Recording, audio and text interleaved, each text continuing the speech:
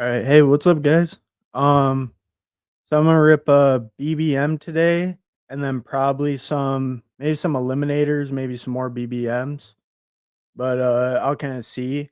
But before I got into the draft, I wanted to look real quick using the best ball overlay site, just at just a little bit. Like I found some teams I kind of liked, and then I just wanted to look at a team or 2 and then just kinda show a few of my, like, CLVs and then just kinda look at the site overall. But, I had this one in the big board. I thought it was, like, a pretty interesting build where I had, like, Kyler Murray with, so I had just Kyler Murray with just Michael Wilson, but I had Drake May, and I had him stacked up with, DeMario and Henry, and then I have the Breece Hall bring back. So that one worked out, like, pretty good, and then I had, Tampa Bay, Miami stacked too. Only Jalen McMillan as the bring back, but, just kinda cool to be able to see, like, the little ones you stacked and stuff before, all that. And then, like, on this one, I did, like, hyper fragile, so I got Saquon, HA, and Hall, and I just took Harvey, but that ended up working out, like, okay. So, just kinda, like, interesting builds and stuff, I was just kinda messing with the website a little. I think my best CLV team ended up being, like, a 313, so not too bad. I had a couple decent ones. But, the new, best ball overlay site, it's, like, just really cool to kinda check out, like, all your different little stacks you have, like, how often you do certain builds. You can see the mini stacks too.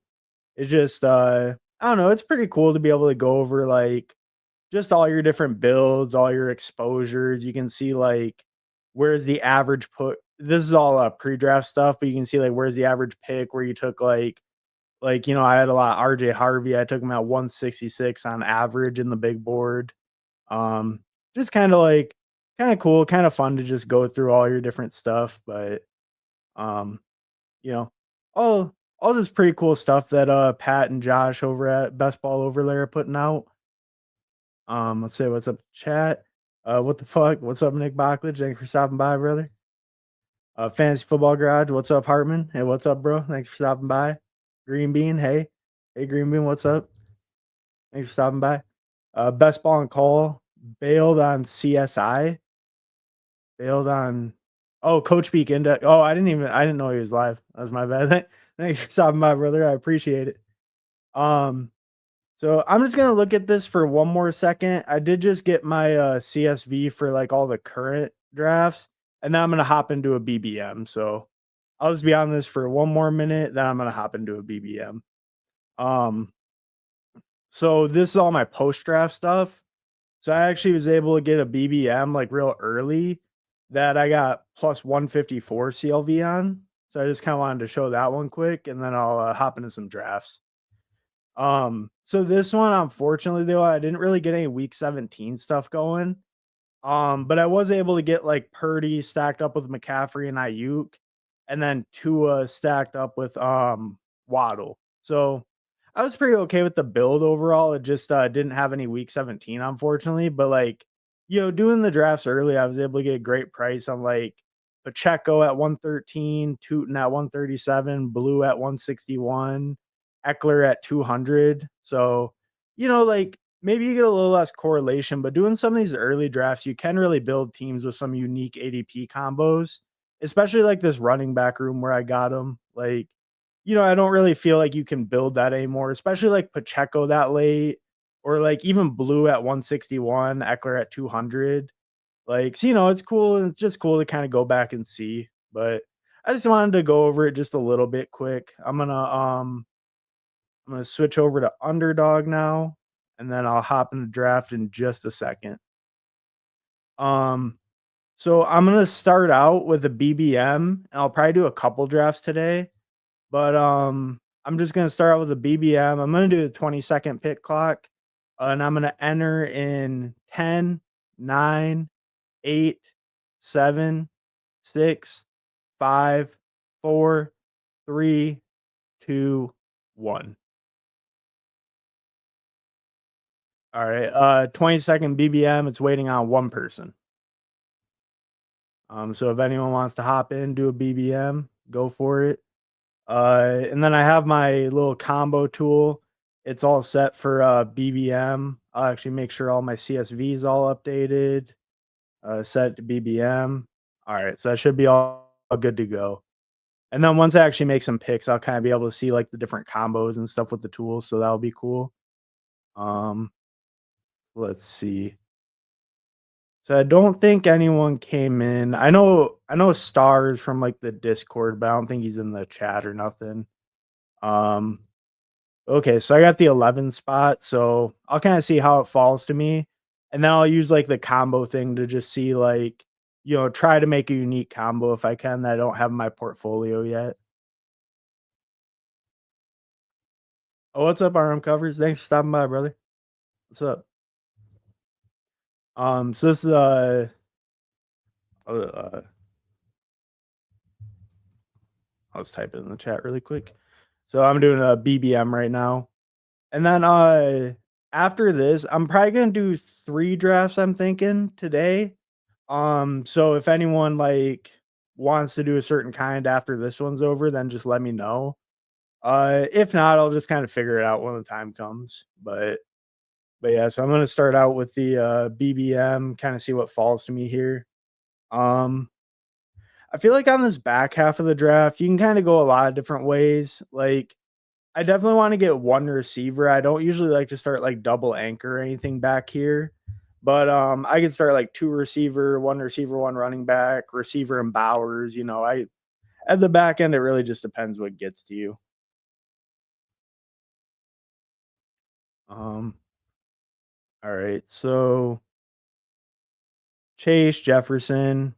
I've been seeing Jefferson go at 2 quite a bit, I feel like in these drafts. Like, I don't know. I wonder if his ADP will kind of settle at like his ADP is at 3 right now. I think Barkley's still ahead of him at 2.8.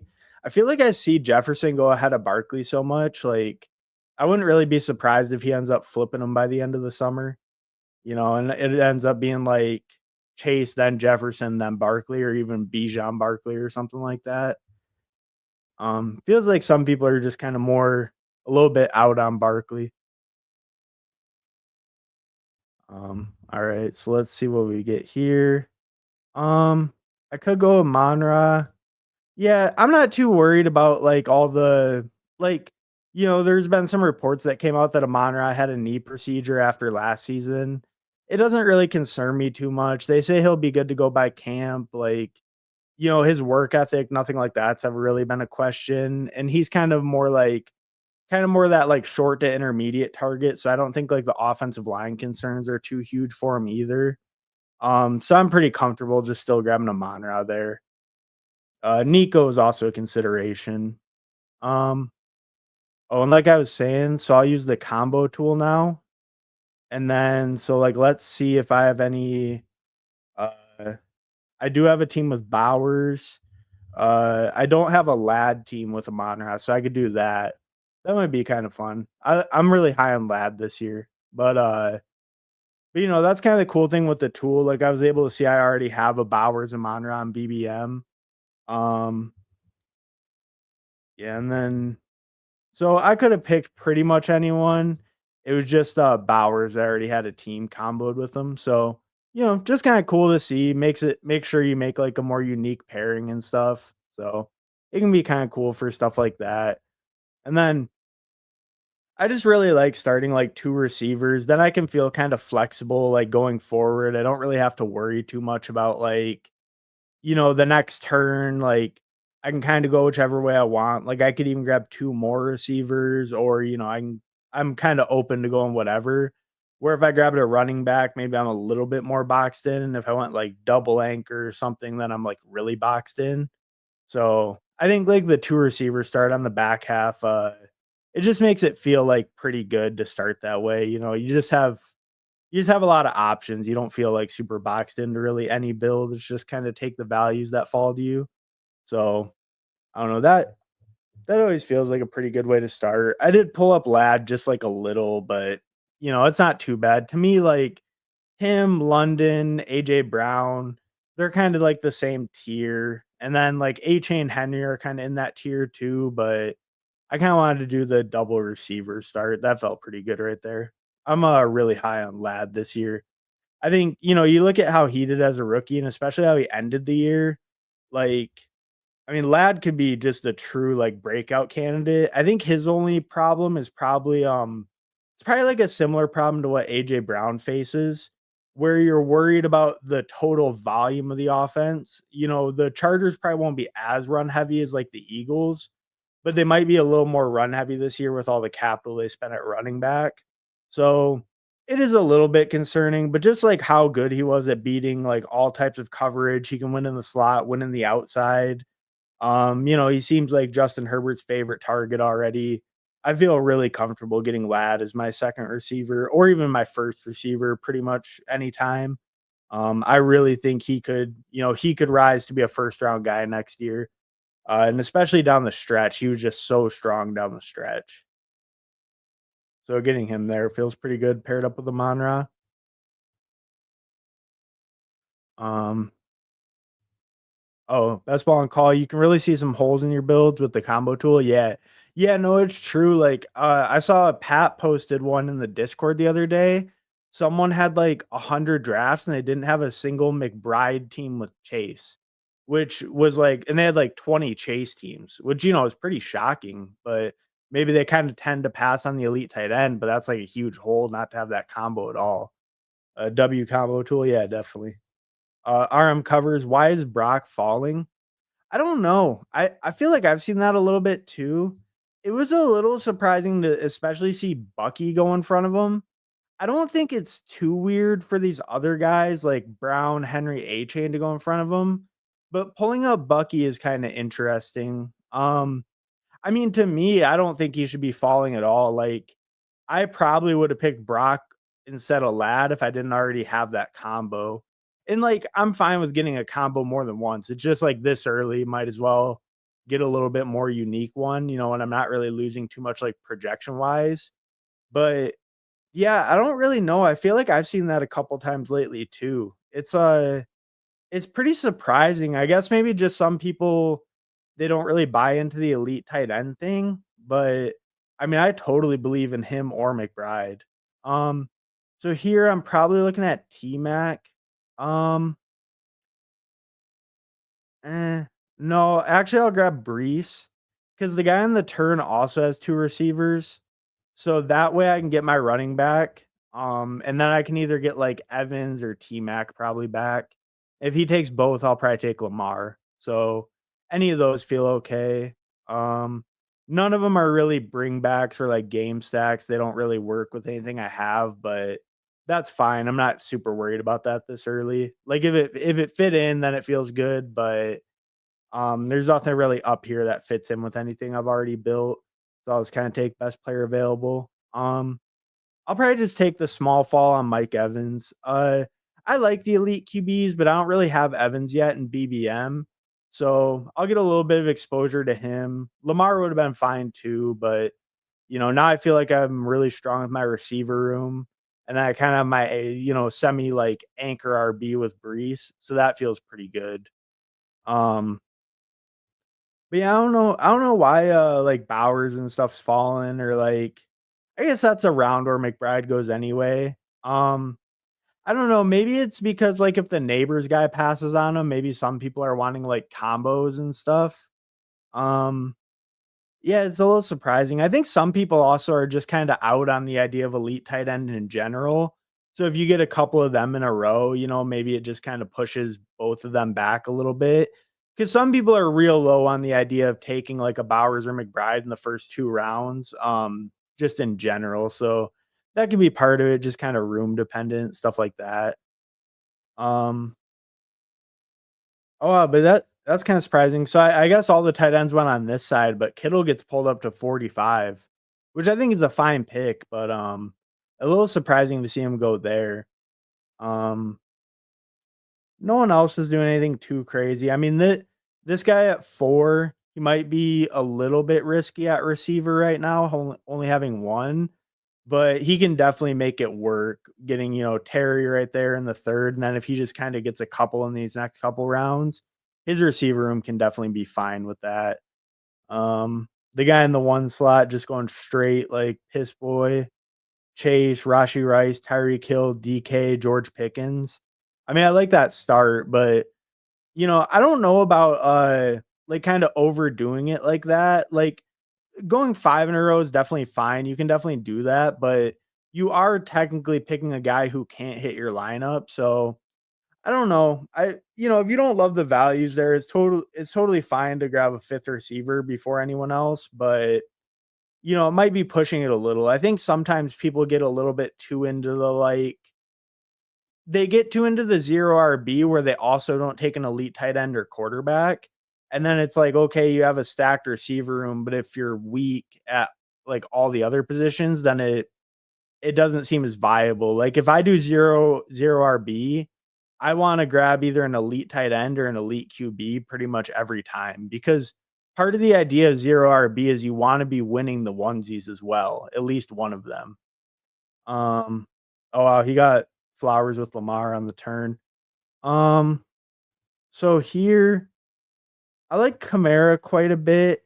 Uh Yeah, I could grab Addison. I'll grab Addison to go with my Amon-Ra, just kinda get the game stack. I do think Addison's maybe a little overpriced right now just because he has that suspension coming up, but to do it to get a game stack, that feels pretty good. Now I have that Detroit, Minnesota game built out a little bit, so that feels pretty good to get. And then when it comes back to me, I'm really high on Rome. I like Trevion quite a bit. I could look at him. Okay, so Trevion goes. I probably would have leaned him, but I could also grab Godwin and get a double stack. But I think I'm gonna lean Rome. I just prefer Rome. I don't have any Miami pieces, so I don't really want to like overly build up. I mean, I could have grabbed Godwin there. I'm not super high on him where I would take him right here, but it would have been an okay pick. I could have built like a double stack with Evans and Godwin. I didn't have any Miami pieces though. Waddle was already gone, so a little bit of a tough call. I was kind of hoping I would get Trevion, but he goes on the turn with Kamara. I probably would have picked one of those 2 running backs if they didn't go. Um, Only week 17 overlay. I use 16, 17. Uh, I can try. Earlier when I had both of them open, it was like making it look weird. Um, like, yeah, see, like the bye weeks and stuff, it doesn't look right. That's why I have it down, but it's because I have ranks in. If I actually, I'll just take the ranks out. I don't really need those right now. I was using those were the legendary upside ranks, I think. Yeah, I was using the leg up ranks. So I think now that I have those gone, I should be able to put in like week 16. Yeah, maybe week 15. No, that'll make it look weird. Okay. So I can put in the week 16 now. Yeah, usually I would have it all open, but it just makes it look kind of weird. So it's more like aesthetics. But I don't really need the ranks. I mostly draft off ADP. Sometimes I load in ranks just to kind of like get me off my like usual clicks and stuff, but I'm usually more of like a draft off ADP type guy. Um Adam, people don't like elite tight end. Yeah, some people are just really out on the idea, or I think too, like people are really in on Kittle, so they'll just like pass on Bowers and McBride, and they're like, "Oh, I'll try to get Kittle." He went really early in this one, so maybe that didn't work out. But yeah, some people are just out in general. They'd rather like punt it. They say there's a lot of guys good late, which I do agree with that thought. But, I'm definitely in on the elite tight ends as well. I think, I kinda want exposure to, like, both types of builds because I do think Bowers or McBride could, like, really smash the position, but I do get the idea of grabbing, like, 3 guys a little bit later. They could definitely fill in. There's some, pretty good options late this year. Was just asking you to leave it. Oh, no, no, no. It was just more the, like, aesthetics thing of it. Usually, I'd have it open, but I like, taking away the rankings is fine. Crossface, yo, yo. Hey, thanks for stopping in, bro. Yo, yo, what's up? Thanks for stopping in, Adam. Covers. Steve Shoop, how's it going? Hey, pretty good. How about you, bro? Thanks for stopping by, Steve. Nick Bocklage, what the fuck? What the fuck's up, brother? Thanks for stopping by. Um, so I'll go over the team really quick. I'm about to be back up. So I got Brees Hall at RB, and then I have Amon-Ra, Ladd, Mike Evans, Jordan Addison, and Romo Dunze. So I got Addison with Amon-Ra, game stacked. And then I had Brees Hall. I was hoping to get a running back at 62 after I took Addison, but Kamara and Henderson both went, and those were kind of the guys I was looking at. And like you can see the receiver run after that. So we'll see who's available here.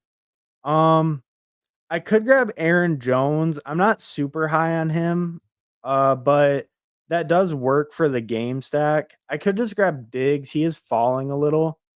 That would be my sixth receiver, but that feels pretty good because, like, he's a little bit of like an injured guy, but getting him as a sixth receiver, I feel like my receiver room is like totally stacked now. So that actually feels pretty good. Um, Nick Bach, what's up, baby? How we doing? Doing pretty good, bro. How about you? Oh, and I think Nick Boxing is streaming like an hour with Meg Shoop. They're doing marathons, I think. Sean Mitchell, happy Friday, Hartman. Happy Friday to you too, dude. Thanks for stopping by, brother. So right here, I would look at Ayuk because I do have Rome. I think that might be just like too much at the just too much at the receiver position. I don't hate going 0-1-7-0, but I'd rather grab Aaron Jones. That's even more built out with my Amon-Ra stack. So I have Jones and Addison on Minnesota, and then I have Amon-Ra. I'm not huge on Aaron Jones. I don't think I had any shares in BBM yet. Or no, okay, I had a couple shares. I had like 2 shares of him in BBM already, but he works out pretty good with this build. I could have looked at Ayuk, but I think 7th receiver, I didn't really need it right there. So that feels okay. It's a little bit lighter at running back, but I'll try to get some guys like pretty soon coming up. Probably look at like Goff here and then maybe try to grab a running back at like 110, something like that. Sorry. Um, but, I think it's coming together pretty good overall. Maybe a little bit heavy on receiver, but I think going heavy on receiver always feels, not too bad to do. Like it would have been nice if I could have got like a Tony Pollard back. He goes 1 pick before me. If on this turn, the running backs just didn't really fall into place too good. Where the receivers, I kind of got some decent values I felt good about, or like correlation with like Addison. So it just kind of fell into place better to get like the receivers rather than the running backs. Um, so it feels okay overall. And then now I have a lot of quarterback options too. Um, I'm sure Baker won't make it back, I'm sure, with Mike Evans, but that's fine. I still have like Goff, Herbert, JJ McCarthy, Caleb, Drake May. So it gives me a lot of QB stacking options. And then I can kind of try to build out the running back room in these next couple rounds when I'm not taking QB. So like the next like probably 3-4 picks, I'm pretty much just looking at QB and RB. That's kind of the plan. I'll have to see how it falls, but that's kind of what I'm leaning towards in these areas. Like grab a QB with one of these picks, then an RB, and then maybe do it again, QB, RB again. That'll probably feel pretty good.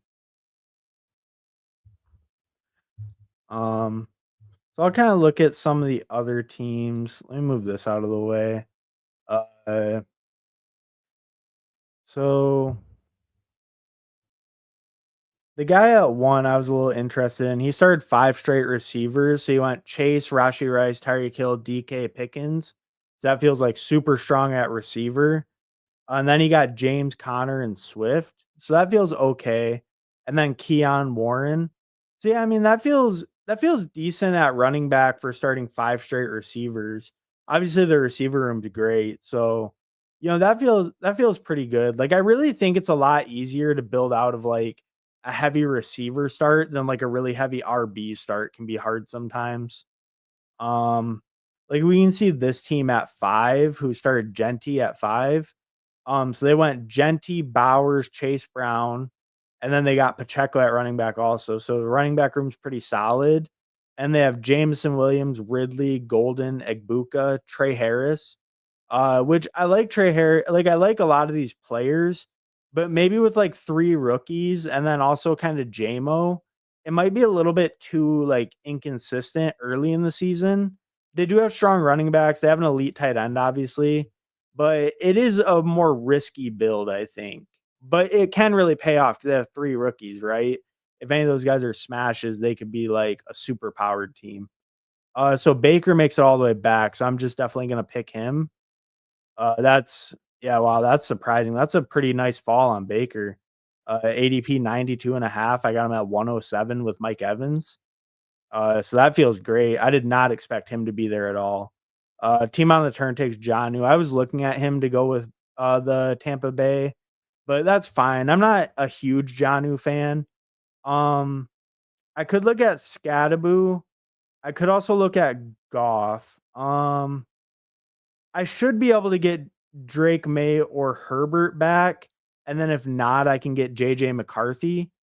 So I'll grab Scadaboo there because I don't like the running backs below him. Like, I don't really view them on the same level as Scadaboo, so I'd rather just grab him there, get a third running back I feel pretty good about, rather than like I was thinking about grabbing Goff because I do have a Monra and I have that game kind of built out. But JJ McCarthy goes later, so I can just grab JJ McCarthy even without Goff. Um, so that I can still like get that game stack with my QB and feel pretty good, even though I didn't get like the guy with my first round receiver. I do have 2 Minnesota pieces with Addison and Aaron Jones. So that feels okay, and I think the value at running back felt better to grab than grabbing Goff there. A little bit of a debatable call, but I think running back's gonna be pretty wiped when it comes back to me. Like I'll be looking at like Ramondre, Jaden Blue, Tyjae Spears, most likely. So I wanted to grab the running back right there to get a third one I feel pretty good about. Um, that feels a little bit better to me, like structurally, rather than grabbing like Goff and then feeling like really light at running back. I'd rather kind of build out that running back room a little bit better. Um, let's see. Is anyone doing anything? This seems kind of interesting at 4 actually. So this one was Saquon in the first round. So at running back, they got Saquon, Jonathan Taylor, Joe Mixon. So 3 running backs, but that feels really strong, a strong starting 3. And then at receiver, they have Terry McLaurin, Jacoby Myers, Khalil Shakir, and that's it so far. So that feels very, very light at receiver. I mean, like, at least they got kind of consistent guys like Jacoby and Khalil are kind of like target machines who maybe don't have like quite as much upside as other players, but they will give you a consistent floor. So maybe that's why they kind of leaned like those archetype of players. I think it's gonna be quite a bit too light, but the real interesting thing, so they have George Kittle in the 4th round, and then they grab Kelsey, which is fine. But then they grab 2 QBs also, so they got Mahomes and Purdy. Purdy with Kittle, right? But oh wow, and then they grab a 4th running back, Ramondre. So that's really interesting. They only have Terry, Jacoby, and Khalil Shakir through 11 rounds. So, I mean, I think building like that is just gonna be way too light at receiver. I mean, obviously, right? But it's just I think they either had to pass on like Kelsey or one of the QBs, even though they were like building a stack with Mahomes Kelsey. I think maybe just skip out on both of them and grab receivers there and then get your Purdy. They had Jacoby, so they could have got like Geno late. You can build out some stuff with like a giant stack, an indie stack, something like that. I definitely wouldn't have done the Mahomes Kelsey thing on a team like this that's so weak at receiver. And with Kittle too, right? Because Kelsey's not a cheap tight end. So yeah, I really don't think that was the move, especially the Mahomes Kelsey double tap. That probably really, really hurt them. Um, oh wow, Jared Goff makes it back too. Yeah, so I'll just grab Jared Goff here. Wow, so I got great values on my stacked quarterbacks. That feels really, really good to get that. Um, yeah, so I got Jared Goff with the Monra, and I have Aaron Jones and Addison as the bring back. And then I have Baker with Mike Evans. I didn't get a bring back on that one though, unfortunately. Um, but that's fine. I have the stack still. I could go Justin Herbert here. Um, Yeah, I'm gonna try that. It might be too much capital at QB, but I don't really have any stacking options left after this. At receiver, I feel really solid. Like I might tack on a seventh just closer to the end, but I can get lower price tight ends, and then I can stack on maybe like six running backs. So I can maybe go like, well, I could probably stop at five running backs if I get them on the next turn. I'll kinda have to see what falls there, but I feel really good having that with my 3 top guys are all stacked. Um, there's not really any Miami options late other than, like, Jalen Wright, which I'll look at him when it's around his time. I can get a couple Houston options late, and then Amon-Ra, I already have him stacked pretty good with Addison and Aaron Jones for week 17. So, yeah, it feels like this is coming together, like, really well, actually. Running back's a little bit light, and then obviously I don't have a tight end yet, but, it feels like the build's coming together really good. I got pretty lucky on all my quarterbacks. I got them all at, like, pretty good values. Like, Herbert was the closest ADP, and he was a 10-pick value. So that worked out really well. Um, go back to the board here. Al Boogie Hartman, what's up, Al Boogie? Thanks for stopping by, brother. Al Boogie, I wanted in this room so I could snipe QBs. Yeah, better luck next time. Better luck next time, dude. I got crazy QB values in this one. It's like your worst nightmare.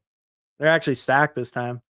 Al Boogie, Kelsey is a bad pick like Jacobs, like Josh Jacobs. Oh, did they have, or you're just saying in general you don't like the Jacobs pick? I mean, I guess that's fair. I mean, I don't love Jacobs, but I don't know. I think he's okay just because he'll have a heavy workload, but like I don't know. I calling him a bad pick, that's not crazy to me. I think he's a fine pick, not like a great pick. Putt Daddy, what up? What up, Putt Daddy? Thanks for stopping by, brother. Putt Daddy, what the fuck after those huge QB drops, go buy a freaking lottery ticket? I know, right? That's the one I couldn't believe was Baker because he went at like 107. Like, I think with Goff kind of falls a lot. Even some people, when they have him stacked, they don't really like Goff because he's not mobile. But Baker really surprised me. Best ball on call. Can't believe the QB value. Yeah, no, yeah, yeah. This room is being too generous. See, I need to get some of you guys in the room. I don't even know what the snipes feel like anymore. Reflect the Sun. Hartman, nice QB value indeed. Note to self: draft on Fridays after other drafters are 2 martinis in. That's a good call. Thanks for stopping by, Reflect the Sun. Okay, I'm up right here. So I'm gonna let's grab a running back first. Roshan's fine. I can't really grab Braylon. Running back is a little bit wiped out. Could grab a tight end. Like I could grab McMillan stacked, but I'm pretty good at receiver.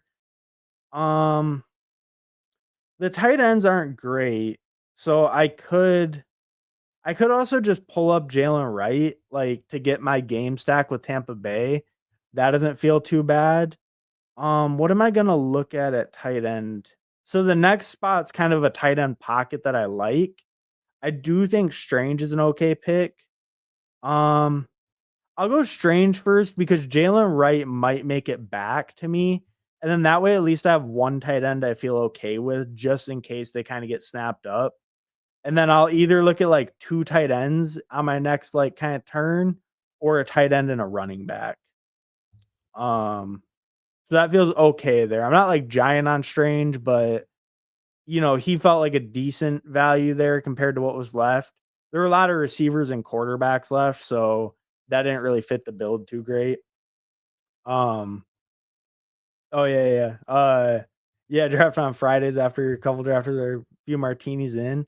Yeah, well the QBs are falling a little in general in this room. It is really odd. I don't know. Maybe that's it. that'd be pretty cool. But yeah, I don't really know. Like, I don't know. It's just so room dependent. You never know when people are just gonna like push QBs or take a bunch. Like the guy in the one slot doesn't have a quarterback yet. That's what I was kind of just looking for. So he does not have a quarterback, which is kind of interesting. He has DK.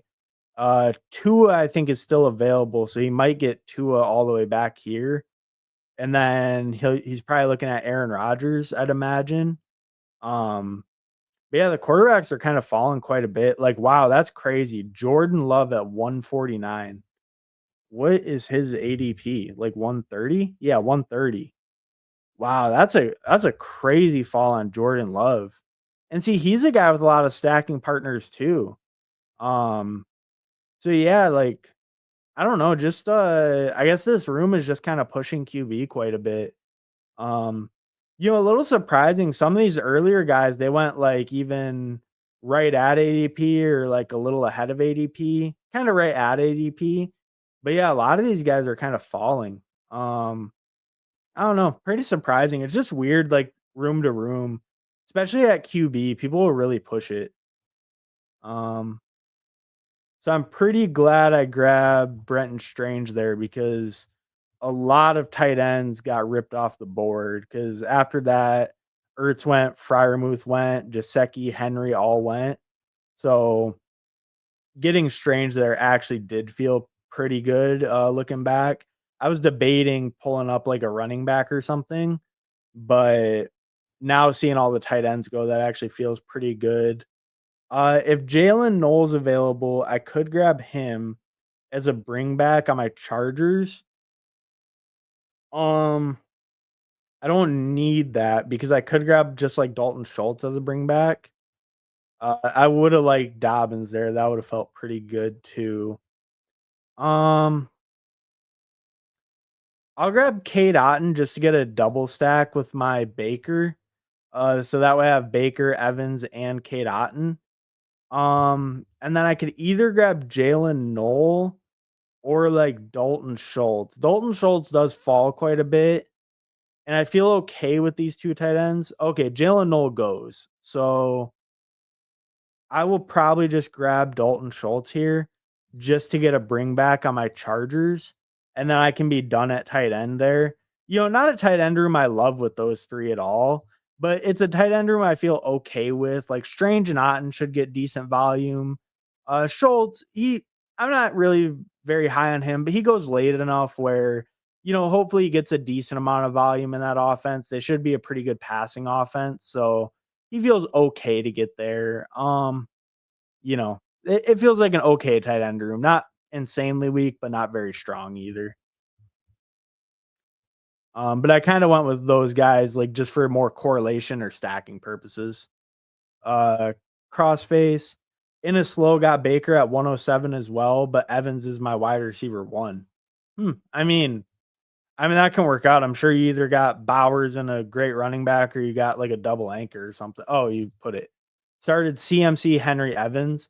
I mean, yeah, that feels pretty good though, especially like if you hammer out receiver a little bit the next couple rounds, like you can totally build a viable build with that. I mean, that I don't think that feels too bad. It kind of depends how it fell to you with the other receivers, but you can definitely build out of that pretty easily. So I don't know. I mean, that could definitely be a pretty sick team. Like, no doubt.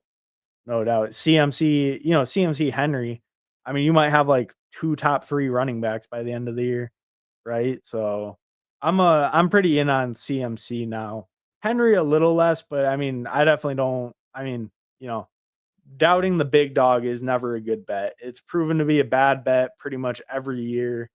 Except I think like one where he got some random like foot injury.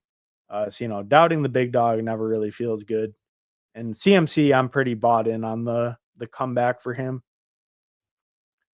Um, so I'm coming to my last 2 picks. I am gonna do another draft after this. So I don't know if you guys got any preference, drop it in the chat. But if not, I'll kind of go to the lobby and figure out what I want to draft next. But if you guys have any preference, just let me know. I'm pretty much happy to draft anything.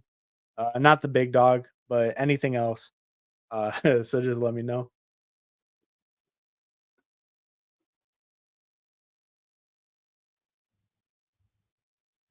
So last 2 picks, I'm probably looking definitely at a running back, and then I could look at probably running back receiver.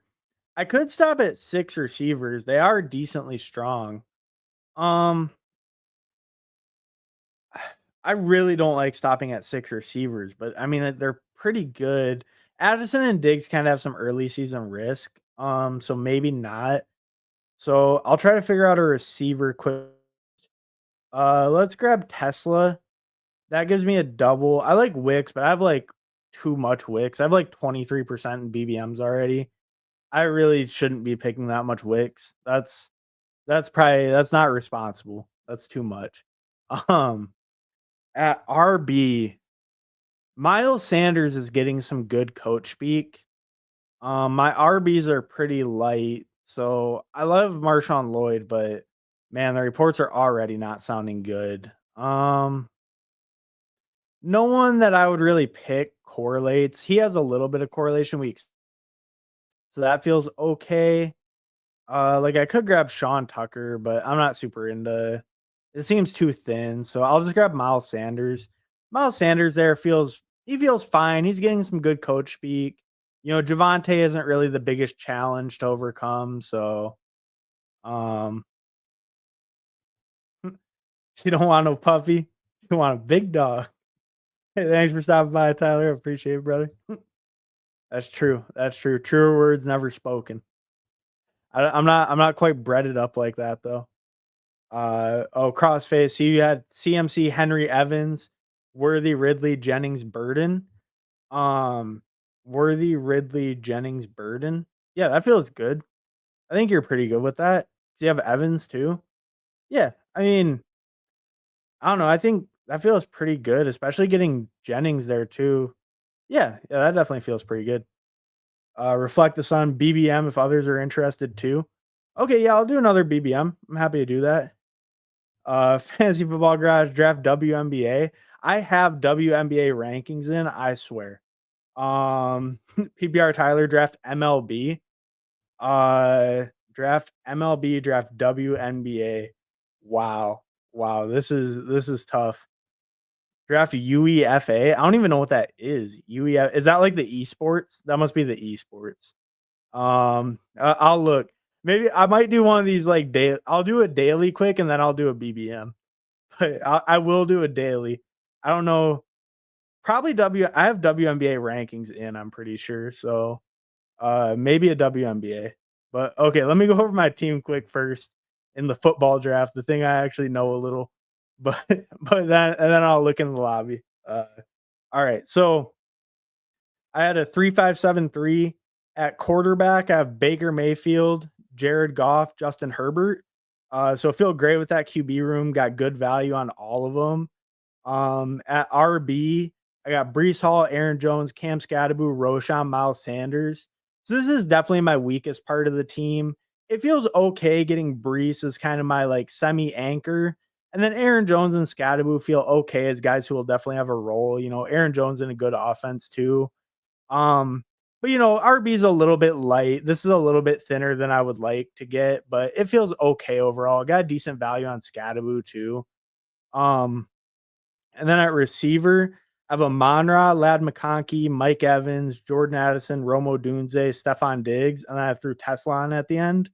Um, so the receiver room feels really strong. You know, like the later guys like Diggs and Addison might have a little bit of trouble early, but I feel like I have enough strength to kind of overcome that. And then it feels like once they kind of get going fully, this room will be like really, really strong. And I got, you know, a lot of my guys stacked, got some bringbacks with my Detroit with my main stack. And then at tight end, I had Brenton Strange, Kate Otten, Dalton Schultz. You know, that feels fine for like a punt tight end room as late as I got him, but it is a pretty weak room overall, I guess. It feels fine though. Tight end's not super important. But overall, you know, I feel pretty good with this team. Maybe running back is like a little bit light. I'm fine with tight end being light, but running back, I would have liked a little bit more strength. I think I got good stacks, good values on them, really strong receivers. So team feels pretty good overall. Um, Crossface UFC pick'ems. Uh, I do not do pick'ems. Pick'ems is one thing I'm not into. Uh, I could do WNBA. I could do MLB. Um, God, I don't know anything about today's MLB slate. I'm gonna do a WNBA draft and then I'll do a BBM. I'm gonna do football draft. Don't worry, but these take like 3 minutes. They're 4-person drafts. All right, I'm in. It's waiting. Um, Here, just to make it more exciting, I'm gonna enter another WNBA in 5, 4, 3, 2, 1. One person left in a WNBA daily. WNBA fast break. As you can see, I do have rankings in. Don't doubt. I was ready. I was waiting for the WNBA draft. Uh you were joking? Come on. What the hell, man? I do a WNBA draft. Why would you say that? I take the chat very serious. You know, people commenting on the internet, they're always dead serious. You're ready to learn? The only thing to learn is to look up projections and then put them in as rankings and then maybe like, like any other daily, you can like stack people but don't like overstack it, right? So like WNBA, they don't actually have rankings. It just goes based on Underdog's projection. My rankings are just set on like better projections I could find basically. Um, so okay, we'll grab Alicia Gray here. So she plays for Atlanta. So like, I don't know. I think you could do 3 people on the same team. But I don't think you'd want to do more than like you probably wouldn't want to do more than 3 and you'd probably want to stop at 2 if they don't have like a super high total. I was in the lab a little bit with the WNBA, but I'm not like crazy about it. I've made some decent binks on WNBA before though, like last season. So I kind of play it like a little bit actually. Um I mainly just go off what the rankings are in. And then like later in it, I'll just kind of scroll down for my last pick. I think that's kind of like the strat. Because these are only 2 game slates, also. They're really small slates. Like you're picking bench people. So you can kind of read about like who's getting minutes and stuff at the end. Um, that's kind of all like the strategy. I'm not like crazy about it, but there is some strategies you can use. You can look at like they'll tell you too like how many minutes they're playing. You can look like who's in, who's out type stuff. Uh these go really quick. These are only like 4 people drafts. Um all right. So I have all different teams on this. Uh yeah. Okay. Get unique, take an NBA player. I wish. Um Double multi NBA, WNBA, what a warrior. Yeah, and I will do a BBM after this. Don't worry. Don't worry. I will go back. All right. So I only have one Connecticut player, so taking a second one feels fine. I only have one Atlanta player. That's the only thing is like so she's coming off injury, Rakea Jackson, so like she might not play a ton of minutes. So she's like a little bit lower, even though she's like kind of a higher end player. Because you kind of got to look at that. Or like the big one for this slate was Brittany Griner. She came back from injury last game and played limited minutes, but she's like a really high scorer when she's healthy.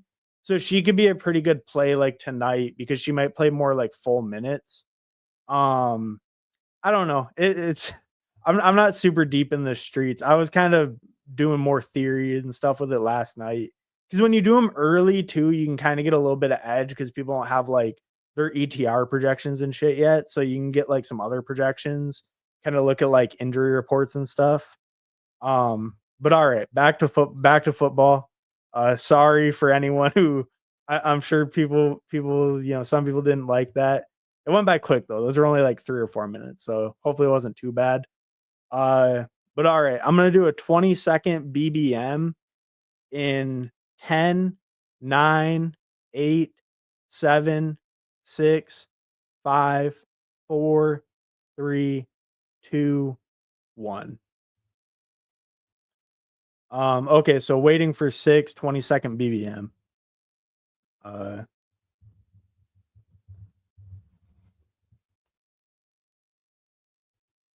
I have Brittany Griner. All my homies hate Brittany Griner. Said by Bones. I didn't say that. Um, I mean, she puts up points though. You know, that's the thing. She's a pretty good play. She's really low on the like slate. So if she gets full minutes, she's gonna put up a good score probably. So I don't know. I mean, you know, you might not really like her, but if you're doing WNBA, she might put up some points. Uh Second pick, Dominique Malanga, 6'6", 19-year-old for the Seattle Storm, can dunk with ease. Um, okay. That's okay, can dunk with ease. Huh. It's kind of surprising. Um, all right. Yeah, I mean, good to know. Good to know. If you got the WNBA knowledge, feel free to drop it in the chat. Um, I don't know a ton. I mainly go like when I'm doing those, I'm mainly going off just like when I set the rankings, I'm going off mostly projections. And then I just kind of look at like on that, I was kind of just ripping it. But when I'm just doing like one at a time, I'll kind of look at like the over unders for the teams, the team totals, just kind of see like, you know, just stuff like that. Like what's the projected score for this team, for that team? I'm just more looking at projections, you know, who's in, who's out, just stuff like that. It feels like there's so little info on WNBA. Like you can get a little bit of an edge by like, even not knowing a ton about the sport, you can still get like a little bit of an edge in it. Um, but you know, I don't know. It's something I mess with. I maybe like 10 entries or something like that. I don't do like insane volume. I'm not like putting in 100 entries or something like that. But usually, like in that, I can like my EV in WNBA is actually pretty decent, like overall. I think what I've done one where I won 1,000 on like 10 entries. So that was pretty good. And then I've had a couple where I won like a couple $100, only putting in like 50. Like I think lifetime, like I'm pretty positive on it, but I don't know, just kind of something I mess with. I'm a little bored, you know, like it's kind of fun. It's early season too, so the projections aren't like super solid. So just kind of doing a little research on like game lines and stuff, you can get a little edge, you know. Certain people are out. I don't know. I mean, not really my thing. I'm more of a football guy, but, you know, it can be a little bit fun to just play in some of those dailies and stuff. Um, but all right. So it's 20-second BBM I'm in, waiting for 5. Um, so yeah, so if anyone wants to hop in, go for it. The WNBA part is done. I don't know. Yeah, I don't know. It's a little bit fun. I mean, they're quick too. Like those were like hella quick, right? Like takes like 3 minutes to do a WNBA draft. Um, I wonder how many I have in for this. Uh, where is it? No, it'd be daily, right? Oh, completed because it's not live yet. So I got 15 in right now for today. I probably won't do any more. That's probably it. But I have like 15 lineups in right now. Um, yeah, I don't know. I'm not really gonna talk about it anymore. I don't know enough about WNBA. Um, so so I don't know. So back to this. I don't know. I guess like what are some things I've kind of been thinking about? Oh yeah, one thing I've kind of been thinking about is I want a little bit more like Jamison Williams. I think a lot of people are kind of feeling that way lately, but I don't know. It just feels like when you look at his target volume, like he was top 5 in yards per target last year. You know, he had 1,001 yards, but that's only on 91 targets. And like if we look at someone like Tim Patrick, like he had 44 targets that last year, which isn't a ton, but the Lions were pretty run heavy. He might be a little less involved, is kind of what I was thinking, but the Lions were pretty run heavy overall. And I feel like I don't know if they'd lean a little more pass heavy because now they have that new OC who is the passing game coordinator. And when you look historically with passing game coordinators taking over, they tend to increase their overall pass volume. And then maybe with like Monty coming off the injury, the center retiring, maybe they're doing less of those like short yardage runs up the gut. It's a little more opportunity for JMO to get like closer to, I don't know, maybe like between 100 and 110 targets. But with his efficiency, that can be insane, right? Like, if he goes up by 20 targets, he could put up like 1,200 total yards with his rushing also, right? And if his touchdowns go a little bit up, 7 touchdowns in the highest scoring offense in the league is not actually that crazy of a like touchdown rate compared to his yardage. So that's just something I've kind of been thinking about. I want to get a little bit more of him. I'm not going to take a huge stand on JMO or anything, but I definitely want to get a little bit more. Like right now, I'm right at the field. I have 8.8%. And I think if I go into all contests, I might even be a little low. Yeah. So in all contests, I'm only at 6.3. And BBM, I'm at 8.8. So he's just a guy I've kind of been thinking about. I want to get a little bit more of. Another guy I already have a ton of, but I want to keep it that way. I want to stay with a ton is George Pickens. Um, he's always been a pretty good target earner and he's always been really efficient, even in like a terrible Pittsburgh offense. I mean, the dude's never really had a good offensive system. He's pretty much been the top target ever since Deontay Johnson left. And I think just with like no one to take that coverage away and just poor quarterback play, he's just really underrated because he's never really got to show his like potential. I think Dallas will be extremely pass heavy this year too if Dak's healthy. So those are just kind of two guys I've been like thinking about. I want to, get more JMO and I want to stay at a high percentage on Pickens, like a very high percentage. Like I think right now when I was looking, I had him at, was it 23%? 23% in BBM, but I think even in total contest, I have Pickens at about 18%. So he's a guy I want to keep around like probably double the field even as a higher pick, I want him probably around double the field. Um, okay, cool. So we filled. Uh, all right. So did anyone join up? Um, I don't think I see anyone that I know. If any of you guys are in here, let me know though. But I've seen some names that look a little familiar, but I don't think any of them are like anyone watching the stream or anything like that. Reflect the Sun. Pickens sure makes athletic catches. I have some decent share myself. Oh yeah, yeah. Yeah, no, and I mean, some of his highlights are insane. Like just seeing him on those like sideline catches and everything. Yeah, he makes some real like highlight reel plays. But there was some stats.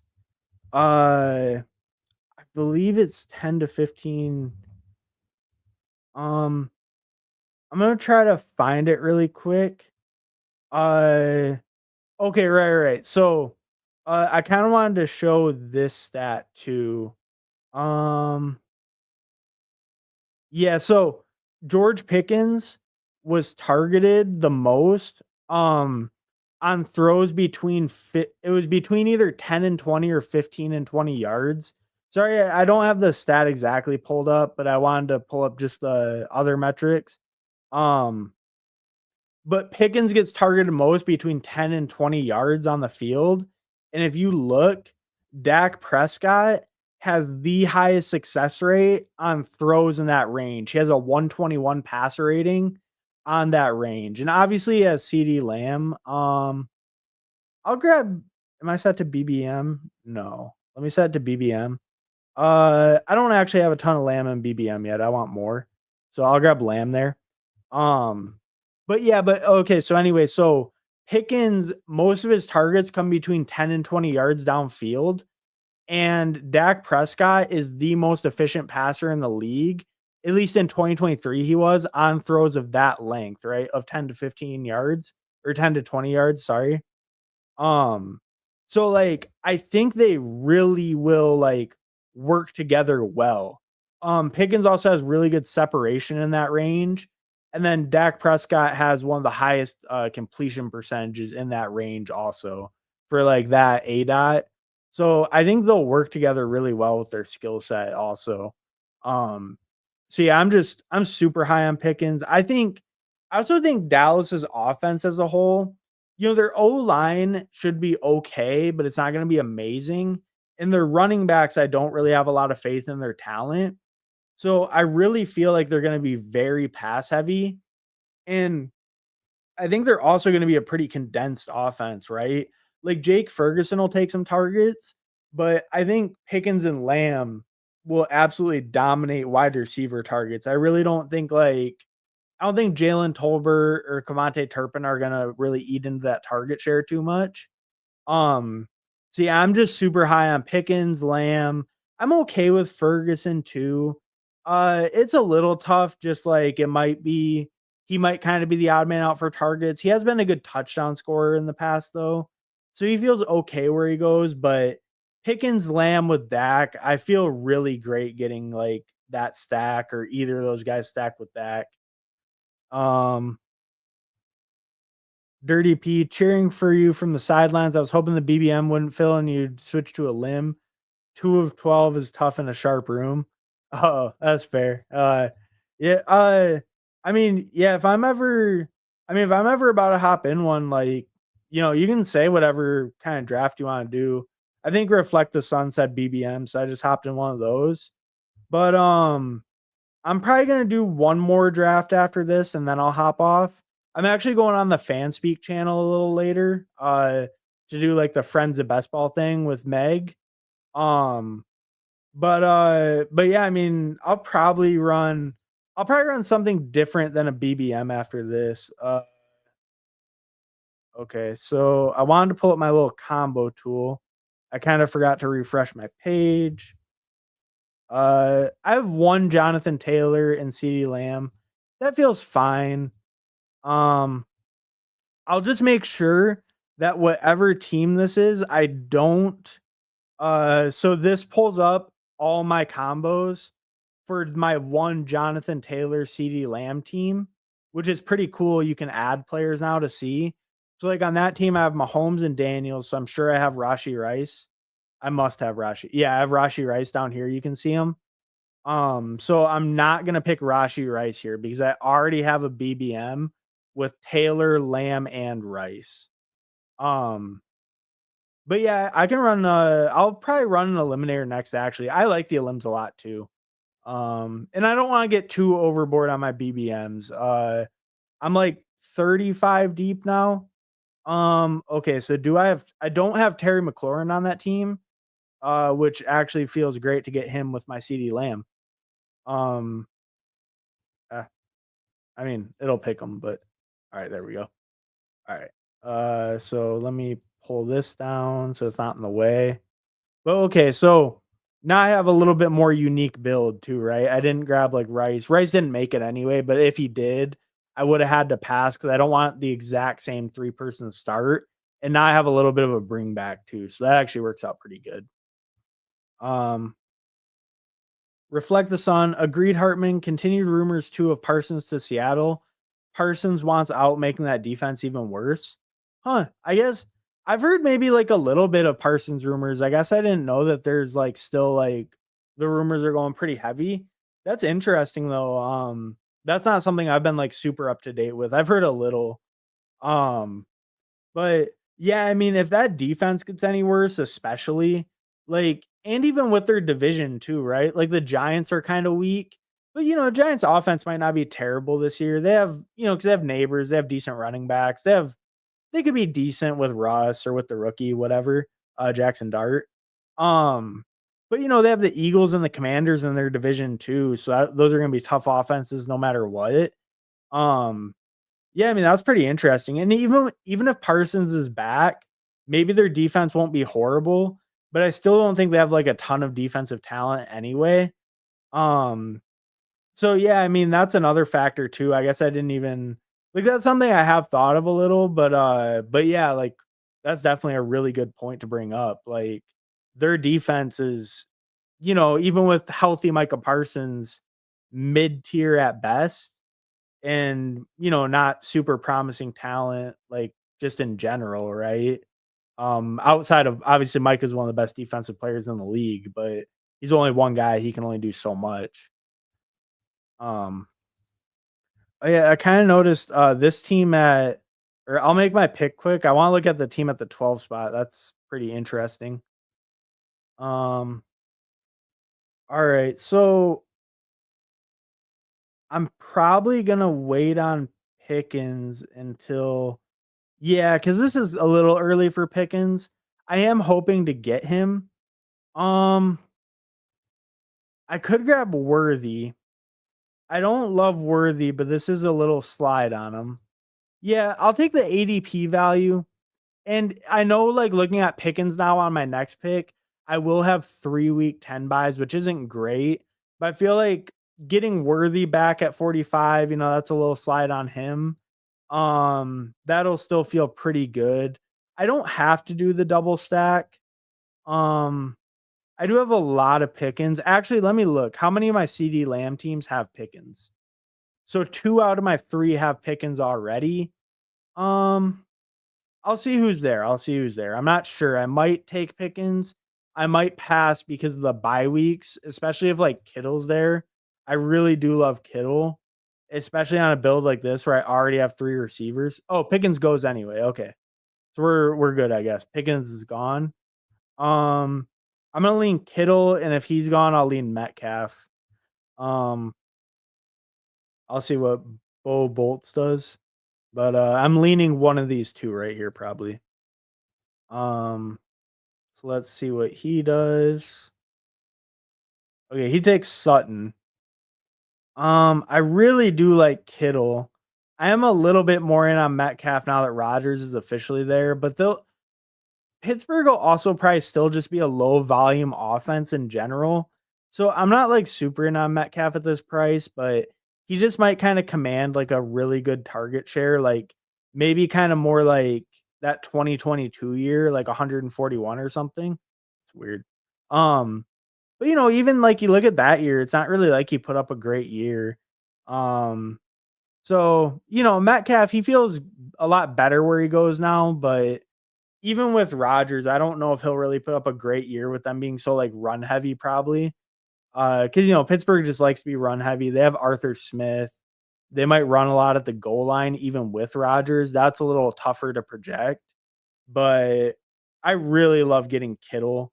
I think he is like a lot closer to Bowers and McBride than the 3 round gap would have you think. Kittle could easily be tight end one. I believe he was tight end one last year, right? In this format, he had 197. Bowers had no, Bowers had 206. Okay, so Bowers did beat Kittle in this. Uh, and then McBride had 194, so he was just behind. But I mean, we're talking about a difference between tight end one and tight end three. You're talking about a difference of about 13 points, and Kittle was tight end two out of those. So to get him 3 rounds later, that just feels so cheap for Kittle. Um, Obviously Bowers and McBride have more upside just because target volume. And if they get the touchdowns, then they will beat Kittle. But that's why they go 3 rounds sooner. It just feels like maybe that gap should be more like Kittle should be maybe more like early fourth, early to mid fourth, rather than like early to mid fifth to me. It feels like he's a really good value that you get. And with this start too, like I already have 3 receivers, I have my hero running back. It feels good getting like a really strong tight end instead of tacking on like a fourth receiver that I don't absolutely like love. Like DK's fine, but I don't like love him there. So I'd rather get a player I'm really into, and then now I have a super strong tight end, and I can stop at 2, but I'm not too weak at receiver because of it. So that feels pretty good overall.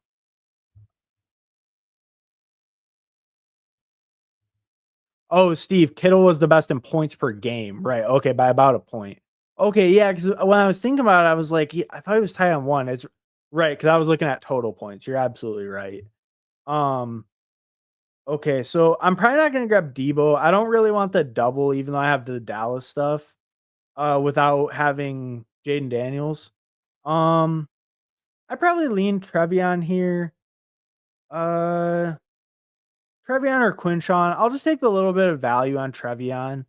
Um, I don't think I had a ton of him in BBM yet. I had 2 shares, so I was a little underweight. I like Trevion. It's a little tough just with that offense as a whole, the O-line being a little bit weak, but he feels fine there. He was the best value, like, by ADP, so, that feels pretty good. Um, oh, Steve, yeah, I love Kittle and getting a couple round discount. Yeah, it's just obviously, I think we all kind of project Bowers and McBride to hit on the touchdowns, but when you think about those 3 offensive systems, who's probably gonna score the most touchdowns? San Francisco has more mouths to feed, I guess. That's the issue, right? Kittle or Bowers and McBride don't have as hard a competition as Kittle does. But, yeah, I think Kittle, I mean, it's just too big of a gap. It's not that those guys shouldn't go ahead of him, but the gap is too big. I really like Reed. Jacoby's a little bit better value. I do have quite a bit of Reed already. Um, I'd rather take the upside swing on Reed though. And then maybe I'll look at I got some on the longer term, so I'll kind of see what comes back. But yeah, just to finish up on Kittle, I just think the gap is a little bit too big. I really like getting him there. I feel like also after him, there's a very clear fall off at tight end. Like Laporta could be tight end one, I guess. He was 2 years ago. It just feels like too many mouths to feed. Hawkinson, he's not really ever been much of a touchdown guy. He has Justin Jefferson competing with targets. So it feels like Kittle, you're still getting a tier clearly above the other guys, and then you're paying a little bit less, but because he doesn't have as much projected upside, but based on what they've shown, he can definitely compete with these round 2 guys. So I'll go over the team real quick. So right now I'm sitting at a 0-2-4-1. So I have Jonathan Taylor and Trevion Henderson. I feel pretty good with that start. I'd be kind of hopeful to get a running back I like back, but I might wait a little bit if depending who's left. But I'll look at that in a second. So I have a 0-2-4-1. I have Jonathan Taylor, Trevion Henderson at running back. That feels okay to start. And then I have CeeDee Lamb, Terry McLaurin, Xavier Worthy, Jaden Reed at receiver. I feel pretty good with a receiver room like that. I'm not super high on Worthy, but taking him at a little discount, that feels okay overall. Then I got George Kittle at tight end, who I really like. So I feel pretty good with this overall. Maybe not the receivers maybe aren't my favorite players overall. I'm a little bit lower on Terry. I'm a little bit lower on Worthy. But I think getting them in a build where they make sense. I already had CD, so get Terry stacked with them. Worthy was a little discount, 6 picks. So just getting those guys there, those are kind of the times to take them. It felt okay getting them. I don't hate those guys. I'm just a little lower than consensus on them, but it feels all right as a start.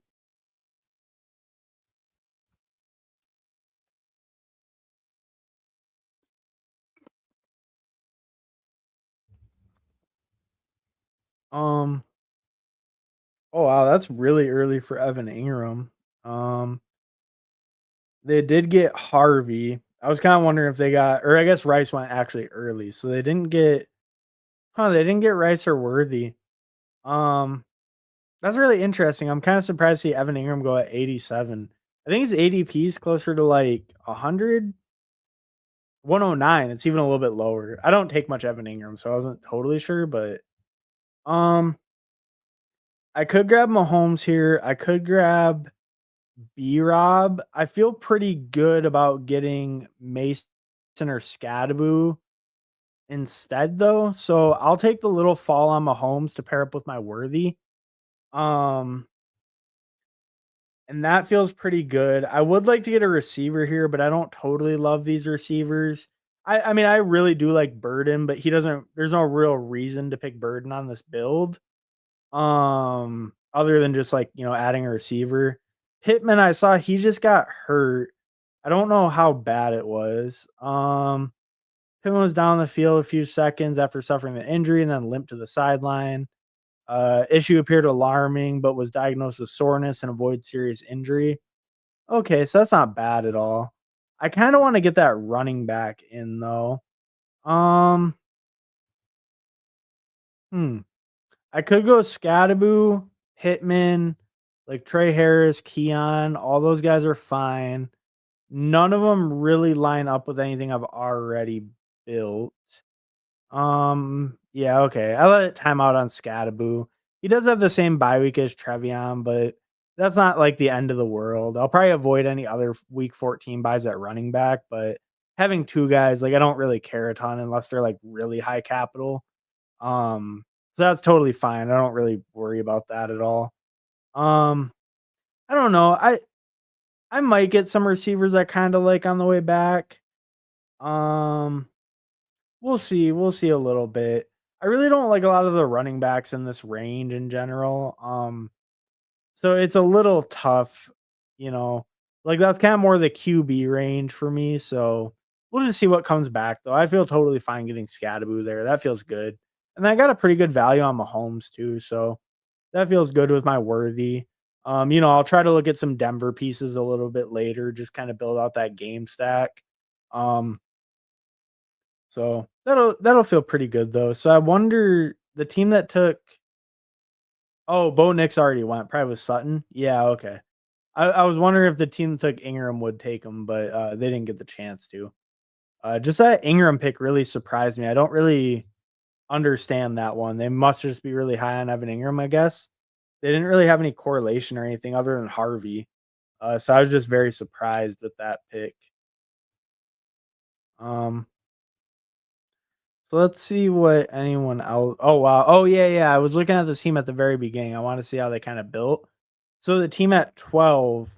So they went Derrick Henry, Devon Acham, Brees Hall, Alvin Kamara at running back. So insanely strong running back room. Um, they got Josh Allen at QB, so that feels good too. And then at receiver, they got Jerry Judy, Josh Downs, Jaden Higgins, Keon Coleman. Um, Yeah, I mean, it's probably just gonna be too light. Maybe they can build out of that, but I feel like picking Camaro was where they really made the mistake because when you already started 3 straight running backs and elite QB, like, I don't really think you should pick your 4th running back right there. Even if you're doing a hyper fragile, you should push him down at least to that, like, 84, 85 turn or probably more like the 108, 109 turn. Um it it's just too much capital early. It's probably gonna be too hard to build out of that. And then grabbing Warren, like I would have punted tight end all the way. Oh cool, Rashid Shaheed here. That feels pretty good. Oh no, okay. I could get Dak. I did not think I had enough on I didn't think I had enough on the bye weeks. That was a mistake. I could have grabbed Dak there. I'm sure the, Pickens team will probably take him. I do only have a single stack. I only have CeeDee Lamb. Like, I mean, obviously, I prefer stacking up my QB with my first round pick. Um, it's a little tough with the bye weeks matching up with him and Mahomes. It would force me to get a third QB, which I'm fine with. So the Pickens team takes him. Totally fine. Makes sense. I feel okay because I do have the game stack still without the QB. I probably should have just still taken Dak, even though I would have had to go a third because of the bye weeks. But I don't know. I probably should have thought about that more before I did it like earlier with Mahomes. I didn't really I just didn't really consider it before I did that. Um let's grab Jordan Love here with Jaden Reed. I like that. Hopefully I get Tucker Craft back. That feels fine. I love Drake May, but I just don't really have anything with that. Uh, yeah, I don't know. Should I have just taken Dak instead of Shaheed? I did need a 5th receiver, and Shaheed I feel a lot better about than those other guys. I could have looked at like a Kyle Williams, so that way I had Drake May or Dak open. I did have Love open though because I had Reed. And obviously I can get like a second stack with him later. But yeah, I don't know. Maybe I should have picked Dak, but I also feel okay not getting Dak. So I don't know. I'm pretty in on Dak in general. I'm sure I have a good amount, but not like obviously not every single team with CD has to have Dak. But yeah, I don't know. It's a little bit of a tough call. I'm not sure if that was the right call or maybe I should have just grabbed him, then still grabbed Love or Drake May or something. Um, it does. I mean, it feels okay. I got Love with Jaden Reed. That still feels fine. I had Mahomes with Worthy. Like my guys that I did get are stacked. It's just I don't know, the bye week, it kinda had me a little unsure right there. I do like Shaheed a lot more than those other receivers left though, and I really did need a 5th receiver. So, getting him, maybe favoring that's okay. Uh, I have, like, a ton of Dak just, like, in general. Like, I'm sure if I go all tournaments, uh, like, Dak, I have, like, 12.5%, so not crazy. For a QB, though, that's kinda high. Um, yeah, I don't know. I think that's, like, kind of a decent debatable pick. Like, you want your first round guys stacked up, and I did have the game with Terry McLaurin built out. But the bye weeks at QB are a little tough at, like, a onesie like that. Um, yeah, I don't know because I coulda still came back and got Love or Drake May. Just got 3 right there. Maybe I shoulda just done that and got a 3rd QB, but then I'd only be sitting at 4 receivers still. Um, yeah, a little bit of a tough spot. Um, alright, so here, uh, I don't love a ton of these players. I like Dallas Goedert quite a bit. I could grab Jadon Blue just for the upside swing. Yeah, I'll grab Blue, just get some upside. I do have a lot of upside actually in this running back room, and I have kind of my anchor with Taylor.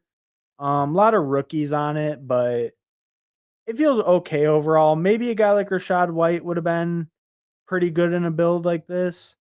Um, I do like Blue's upside, and I got him a decent amount later than like his ADP, but I don't know. That pick feels okay. Like I feel fine with that pick. Little bit tough though. Steve, I need to start taking more Shaheed. Sounds like no issues with his injury. Yeah, I was actually kind of the same way. I wasn't really clicking him because I was like, oh, like speed guy coming back from a knee injury, like no thanks, pretty much. But it sounds like in camp he's like, ready to go, wheels up. So I've actually been clicking him like a lot lately, just to kind of catch up, and then catch up, and then I do want to have like a decent amount of him. Kind of figure out where I want to end at as the summer goes because I also don't love the offensive like environment, but okay, cool. So Rashad White comes all the way back. Um, yeah, I'll probably just take him. I don't totally love any of these receivers. Like, and that's cool because I got like 3 rookies, and I have kind of a guy who can like, he can get some early season production in the passing game and stuff. Like guys like Trevion and Scadaboo, they should get some early season production. Blue's a little more risky, but those guys might be a little more limited just with the backfield competition. And White will be limited too, but at least he plays on a good offense where he might catch some touchdowns or something. Um, that feels pretty good. But oh yeah, but like Steve was saying though with Shaheed, yeah, like it sounds like it's pretty much wheels up for him. I don't know, like everything I've been reading says like he's like good to go at camp, which I kind of didn't expect, but I guess he only tore his MCL, so maybe that does make sense. It wasn't super late in the season. Um, I think he went over to Europe for some of that stem cell stuff too. So like I don't know. Yeah, I'm definitely a little more in. The offense as a whole does concern me a little, but he was looking really good last year until that injury hit. So I'm getting pretty in where he goes like at his cost. Because especially when you look at the guys that go around him, like you're looking at like Marvin Mims, Kyle Williams, Christian Kirk, like Jack Bash, Hollywood. And, like, I don't hate those guys, but it's just, like, Marvin Mims, I don't really believe in a ton just because he's so limited as a role player. He's, like, barely breaking, like, 35, 40% of snaps until the very end of the year. Now, if he gets a bigger role, and they brought in Pat Bryant, who I really like. If he gets a bigger role, though, he could definitely break out. Kyle Williams, I like Kyle Williams a lot, but he is a rookie third round receiver. Kirk has a lot of competition, new team. Jack Bash, rookie, second round pick though, but offense we're not sure about. Hollywood, he didn't play barely last year. A lot of target competition on that team. Um, so yeah, like Shaheed, I just feel like he's more secured kind of as a wide receiver two on his team. Um, I'll start up Wandale. Uh, I don't love Brenton Strange. He's okay though. I'll probably just grab Wandale. I don't really love Wandale either, but he'll be like a targeter type guy. Um, that was kind of a gross spot because I didn't really need running back. Um, yeah, it was just kind of a gross spot. I didn't really like a lot of the picks on the board. But Wandale also opens me up too if I want to get like a Jackson Dart or something later. Um, I definitely want to grab a tight end here, but I think I want to end with two. So I didn't really want to grab a tight end there when I knew like all these guys would still be available.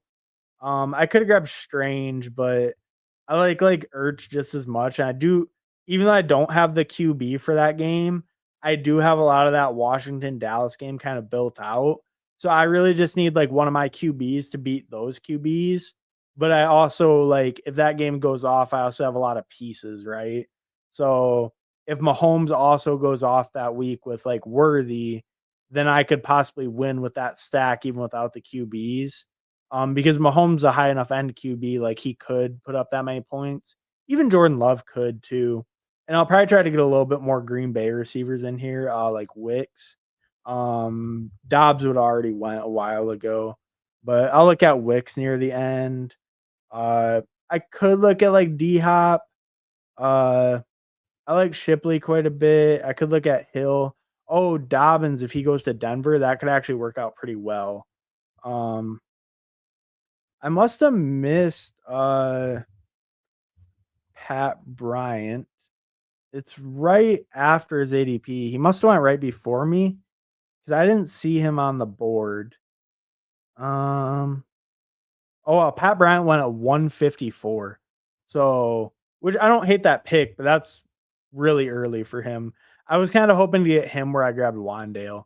Because even that would be like 10 picks earlier than his ADP. So I was kind of hoping to get Pat Bryant at like 165, but he goes actually pretty early. Was that the same guy? That was the same guy who took Evan Ingram at 87.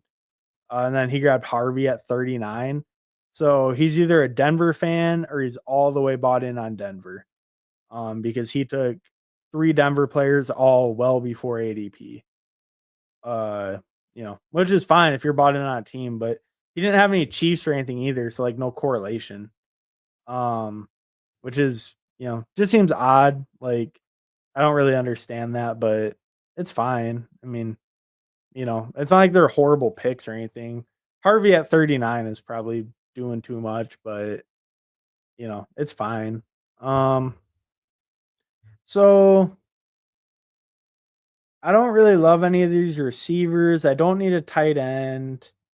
Um, I'll just pull Wicks up just to get a double with my Jordan Love. I don't like love Wicks enough that I would usually pull him up this high, but just in case, I'd rather just secure my double stack. Um, I could go like Dart. I could go Shook also. Um, I don't need a third QB, but I'd rather get a third QB. I could grab like Darius Slayton to build out a Giants double. I don't have a bring back with them or New Orleans. So I could grab a QB and then a bring back. Like I could grab like if I grab Dart, I could grab like Trey Tucker. And then if I grabbed Shook, I could grab like there's a bunch of Tennessee receivers that go in the last round. Io Manor, Lockett, Restrepo, whatever. Um I could do either of those. I'd probably rather just double stack them though.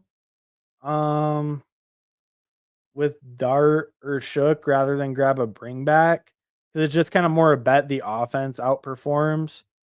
Um, Dart's probably a little harder to get the bring back with. I already have oh, I have Scadaboo too, I kinda forgot about that. So I have Scadaboo and Wandale. So I'll just grab Dart here, because that is kinda like a double stack, and then maybe I'll just grab, like, a Trey Tucker unless Slayton's there. That actually feels pretty good. Could look at a Marshawn Lloyd if available, a 6th running back wouldn't hurt this team either. Because I already do have 7 receivers that I feel okay with, but I'll kinda see what makes it back to me.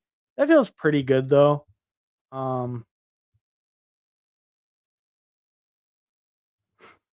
on real time Thad, I'd rather Andre the Giant jump off the top rope and land on me than not draft Wandale. Oh, than not draft Wandale. Alright, there we go, we got him. We got him, right? Or no, wait, did I not take Wandale? Yeah, I did take Wandale. Yeah, yeah, yeah. Alright, there we go. There we go, dude. Got the guy. And I have Scadaboo too, so I got the double stack with Jackson Dart. I'm I'm thinking that. I'm cooking in this one. And now I know too. Now that I got Wandale, I know. Steve, are you running another one? I'm gonna do another draft. Do you got I was thinking either Eliminator or Superflex. Um, do you guys have any preference? I can do a BBM. I'd rather not do another BBM. I'm like pretty deep into the BBMs now. Like I'm at like I think I'm like well into the 30s. Let me see. I'm at 35. I will run another draft though. I can do pretty much whatever. Let me know if you have any preference or not. Super flex for you. Okay. I mean, unless anyone else has preference, I'll do super flex. I mean, I'm cool with that. I'm not, you're trying to take some EV off me. I get it. That's fair. That's fair. You know, super flex. I'm getting a little more into it, but it's not totally my streets. To be honest with you, but I've done like 15 of them or something, so I'm a little bit into it. Grab Royals as a stack, maybe.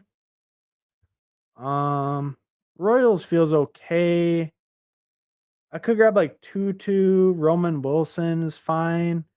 Um, I don't really pick Royals. I'll just grab them because I have Mahomes. Get a little double. You know, I don't really have high hopes for him, but maybe it's a little like injury insurance. I've heard he's looked pretty good at camp. So I don't know. Get a little double with Mahomes, even if it's like a real low cost guy who might not hit. That feels okay though. Um, all right.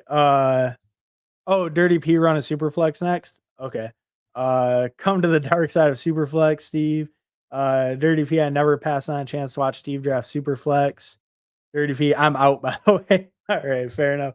Thanks for stopping by, brother. I'm gonna go over my team real quick from that last draft, and then I will do a super flex. Uh, all right. Okay, yeah, this is the team.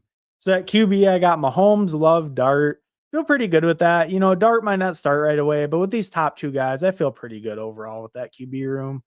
Running back, Jonathan Taylor, Trevion Henderson, Cam Scadaboo, Jaden Blue, Rashad White. Hopefully White has a decent role early. Scadaboo and Henderson, they might start a little slower, but they should have decent roles day one.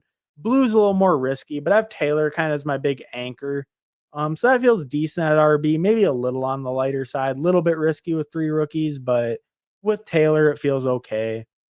Um, and that receiver, I had CeeDee Lamb, Terry McLaurin, Xavier Worthy, Jaden Reed, Rashid Shaheed, Wandale, Dontavian Wicks, and Jalen Royals. So I think the receiver room feels pretty good overall. I should have done a better job of getting bringbacks. Granted, there was one guy taking Denver guys like 20 picks early. I could have done a better job maybe getting like a Baltimore guy or something to go with my Green Bay. I could have looked at like a Trey Tucker last round. I don't really love him. Maybe that would have been a decent pick for a little bring back, but feel pretty good with the receiver room.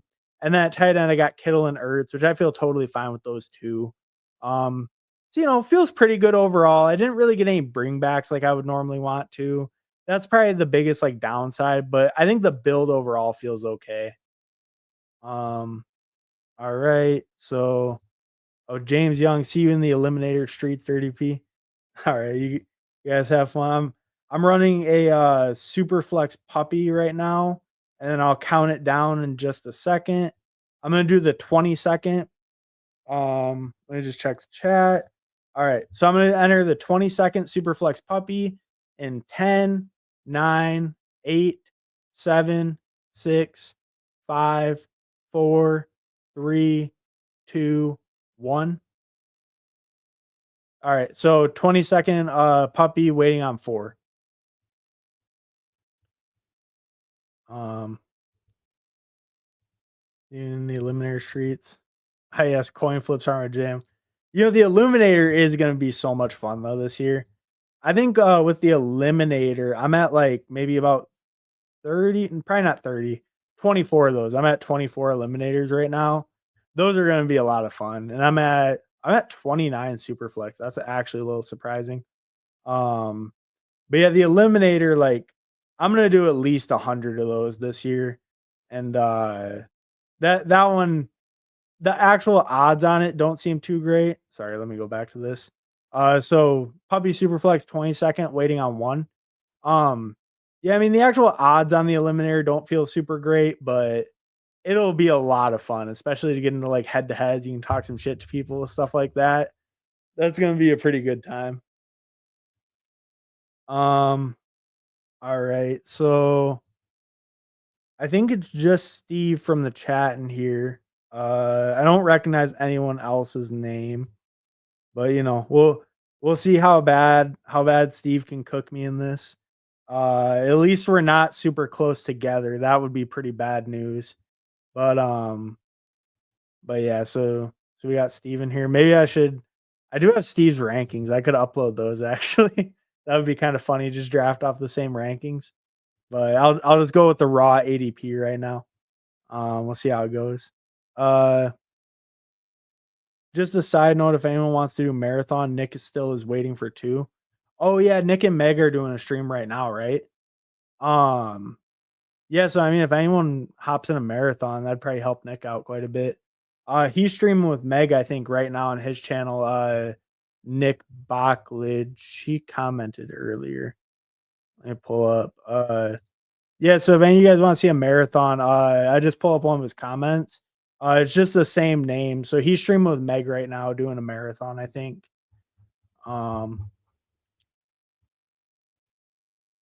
Okay, so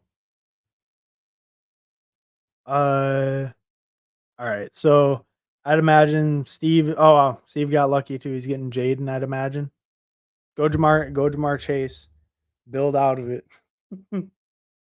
um but yeah, I don't know. I'm not a huge super flex guy, but I did try to do some research. Steve actually wrote a pretty good article on the Fanspeak it would like the Fanspeak Substack, I guess you would call it. It's on their website. Like if you go to any of their YouTube videos, it's in the little description. But like the Fanspeak Substack, he wrote a pretty good article about Superflex like earlier in the week. And so I read through all that. And then, he has rankings and stuff for Superflex too. I had those loaded in for some. I do like doing ADP drafts a lot though. Just like I don't know. I get a better feel for the pockets using ADP. Even if like I like the rankings, dislike the rankings, like because I use a lot of different sets. Like I probably have like for Superflex, I only have Steve's rankings. But for regular drafts, I think I have like 5 sets of rankings that I switch between just to get kind of different. But I really like going off ADP a lot because it feels like sometimes when you use rankings, like you don't totally know like ADP movements and stuff. So I kind of switch back and forth. But the article that definitely gave a lot of good like kind of info, like what's viable builds, what's not. Steve obviously did if any of you guys don't know, he like killed it in the Superflex last year, made I believe 3 Superflex finals on like 84 teams or something crazy like that. Uh okay, so here I'm gonna grab Kyler. I really like Kyler. I have so much Kyler in this. Um, yeah, I mean, I could have looked at like Genty or Henry there, but I'd rather just get my first QB. I always like starting like that. That feels pretty good. Um, oh, sharp chat. Hit. Steve, I sort by ADP, but I like seeing the rankings next to them. That's actually a pretty good call. Um, yeah, I guess that is a good call. I just like I don't know, sometimes because when you switch back and forth, it like messes me up because I think it'll like switch back to the rankings, but no, that is a good call. I just I don't know. I mean, I definitely switch back and forth. Like I kind of draft like with rankings, without rankings. Like I think right now, like earlier today, I had like legendary upside rankings in for like BBM at first, and then I did like two of those last night. But then like I've done ones with your rankings, I've done ones with like Meg's rankings. Like I have hers in for marathon, I think. But then I'll do some like without any rankings for that too. And then like I have like fancy dog pounds rankings. I feel like I have another one too, but yeah, but that's just kind of like how I don't know. I like to kind of switch back and forth. I do agree though. You can just click the little ADP button. That's probably the easiest. But sometimes I just forget and I'm like, oh, this guy's already here, and then I click him and I look and I'm like, oh, I took him like 15 picks early. Which like in rankings, that's the point is to like, well, you want to target that guy, but you don't need to take him around early because it's more just like a signal to like target, right? Um, but yeah, I don't know. That's just how I kind of do it. I just kind of switch back and forth. I think on stream it's just a little easier without the rankings. So I'm just like flipping back and forth so quick. And if I forget to click the little ADP thing, it kind of messes me up. I use rankings a lot more when I'm like not streaming. Um, it's just I don't know. Just like on stream, I kind of forget sometimes with that, and I'm like, you know, not as focused on the draft, like not as locked in. So it's just a little easier, just kind of go like raw ADP. And I feel like too in like some of these, I just get a better feel, like especially the contest outside of like the mains, like outside of like BBM or something. I get a better feel of like where positional runs go and like how to kind of feel out the board better. Where like maybe when I get like maybe once I do like 75 of one of those drafts or something, then I would like always use rankings. But like kind of earlier on, I like to kind of like feel out the pockets and everything. I don't know. I mean, but you can always just do the like click on the little ADP button. That obviously always works. That's just kind of like I don't know. That's just kind of how I do it. But okay, so here, so these guys only have one quarterback and no quarterback, so I will grab the QB first. Um, I'll grab T Law. I like Stroud a little bit more. Oh wait, no, Stroud. Okay. Bye week. T Law and Kyler have the same bye week. I almost just stacked up my bye weeks. It, I I do like all three of these guys, T Law, McCarthy, Stroud, they're all comparable to me. I don't know. I have a little bit harder time buying in on T Law than most people, but I get like what the thesis is for his breakout. Um, so I'll probably go Taylor. Uh, will I get a decent QB back though? Um, okay, so Steve has two. So a lot of these people have two. This person has none. T Law goes. A lot of people have two. What kind of QBs am I looking at? I'll go Taylor. I'll go Taylor. That's fine. I could have grabbed Penix there. It would have been okay. I think QBs are gonna kind of rip off the board. Um, we'll see a little bit what I get back, but Taylor was a pretty big like, that's a really good running back to get as my RB2 with Saquon, and then I have Stroud and Kyler. That was a pretty tough call for me because I think it just kind of depends what a lot of these like 2 QB teams do. Um, if a lot of them go for their third right there, then I probably will have to wait and just kinda get a little bit more, like, punty guys near the end, and then if, like, there's someone decent left when it comes back, I'll probably take them. But we'll kinda see how they play it. This team in the middle is going 2 running backs, 2 receivers. They don't have a QB yet. That's probably not gonna work out too great. Um, Everyone else's builds seem kinda normal. This one went 3 straight receivers, but that can definitely be viable, I think. And they got T-Loss. They might still get, like, a decent QB back. Um, Everyone else's builds look pretty normal, I think. I mean, I'm not, like, crazy, like, super flex guy, but just based on, like, what I know, like, everything else looks relatively normal to me. The one in the middle, I think it's too far to go without your first QB. Um, especially grabbing, like, Garrett Wilson, he's kinda in a tier with a lot of guys, and they grabbed Garrett Wilson over AJ Brown and Ladd, which is really shocking. I didn't even really realize that. Um, but I think grabbing him is, I mean, especially over those guys is crazy to me, but grabbing Garrett Wilson there, I think was like the really big mistake where they they might get like a Geno, a Cam Ward, which is fine, but they're probably gonna have like nobody on the way back. And Garrett Wilson to me is kind of in like a flatter tier of receivers where he's not really worth that, especially over AJ Brown and Ladd. That makes no sense. Um but yeah, it's just like pulling him up there doesn't really make a ton of sense to me. Like you got guys like see like T. Higgins, Rashi Rice, they're going almost all the way back around to him.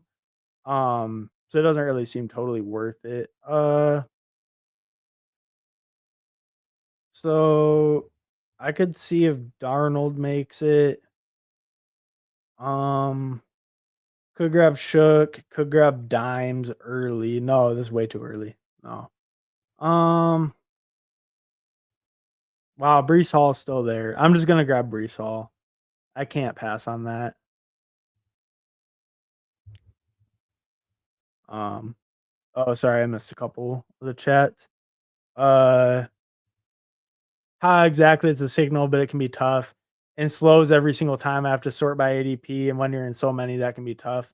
Oh yeah, yeah. And like in the slows, I usually will use it, but like just like when I'm on the stream, I've done it. I think one time I was using I think maybe even like your rankings in like a BBM.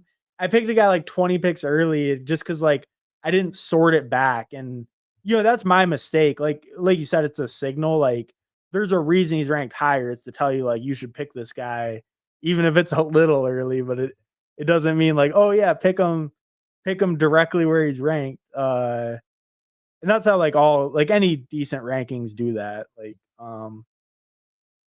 I could take Tyreek as my wide receiver 1. I'll grab Hampton. Hampton's fine there. I feel pretty good with that.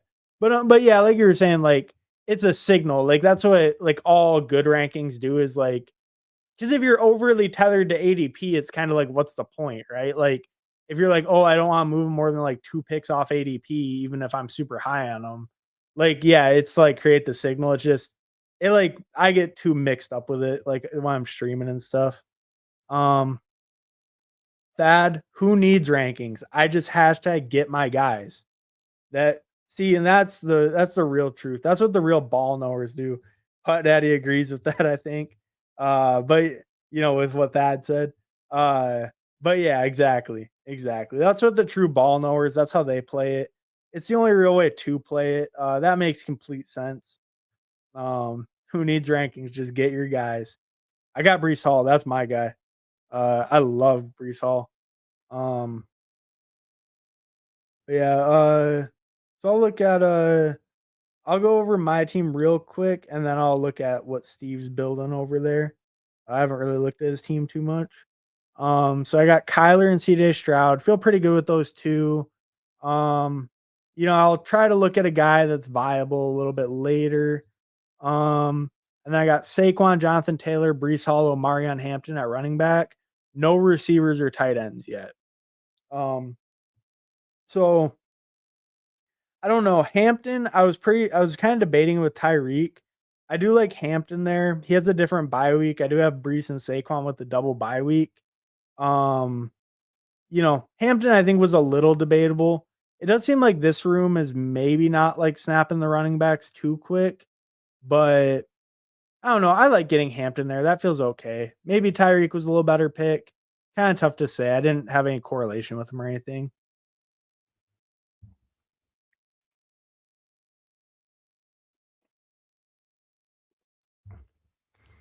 Let's see. So Steve has Jaden Daniels, Jared Goff, Geno at QB. So feels pretty great with that QB room, right? You got an elite, and then you got two guys that are starting all year. Goff has pretty good upside.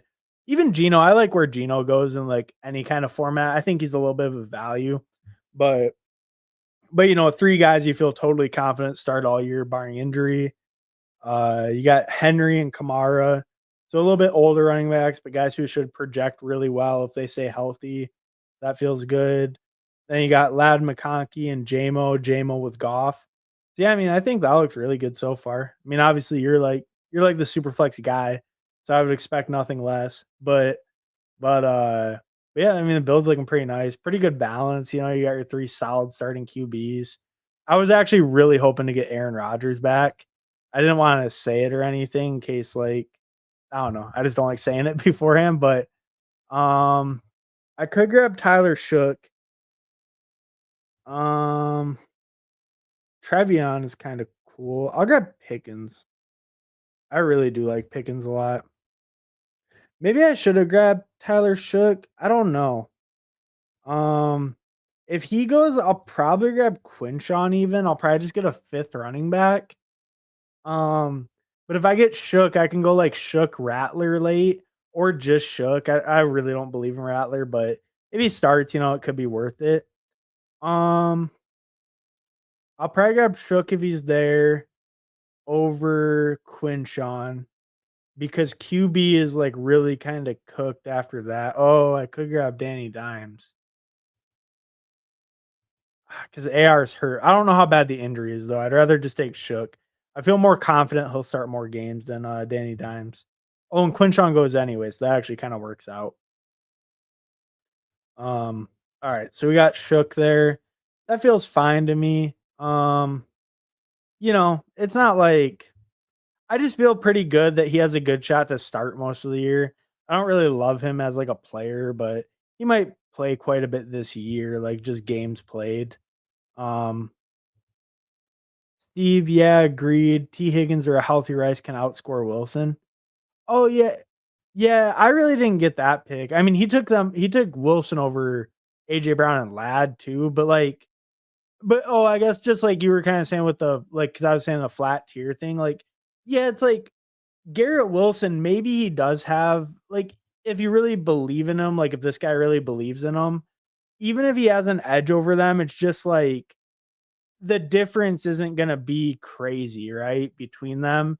Because the Jets probably aren't gonna be like a super efficient, like explosive passing game or very high volume either. Um, so I don't know. I just don't think the cost is like worth it. Like in this specific draft, this format, like I don't know, because he has AR too, who like if AR doesn't start week one, I mean, I think you just took Dimes, right? So I don't think there's a single other quarterback you can really be hopeful they start. Oh, I guess Russ, but Russ we kind of expect to get benched at some point. All these other guys, like maybe the next best shot's like whatever Cleveland guy he wants to take a pick of. Um, but yeah, I think it just puts him in a real bad spot at QB.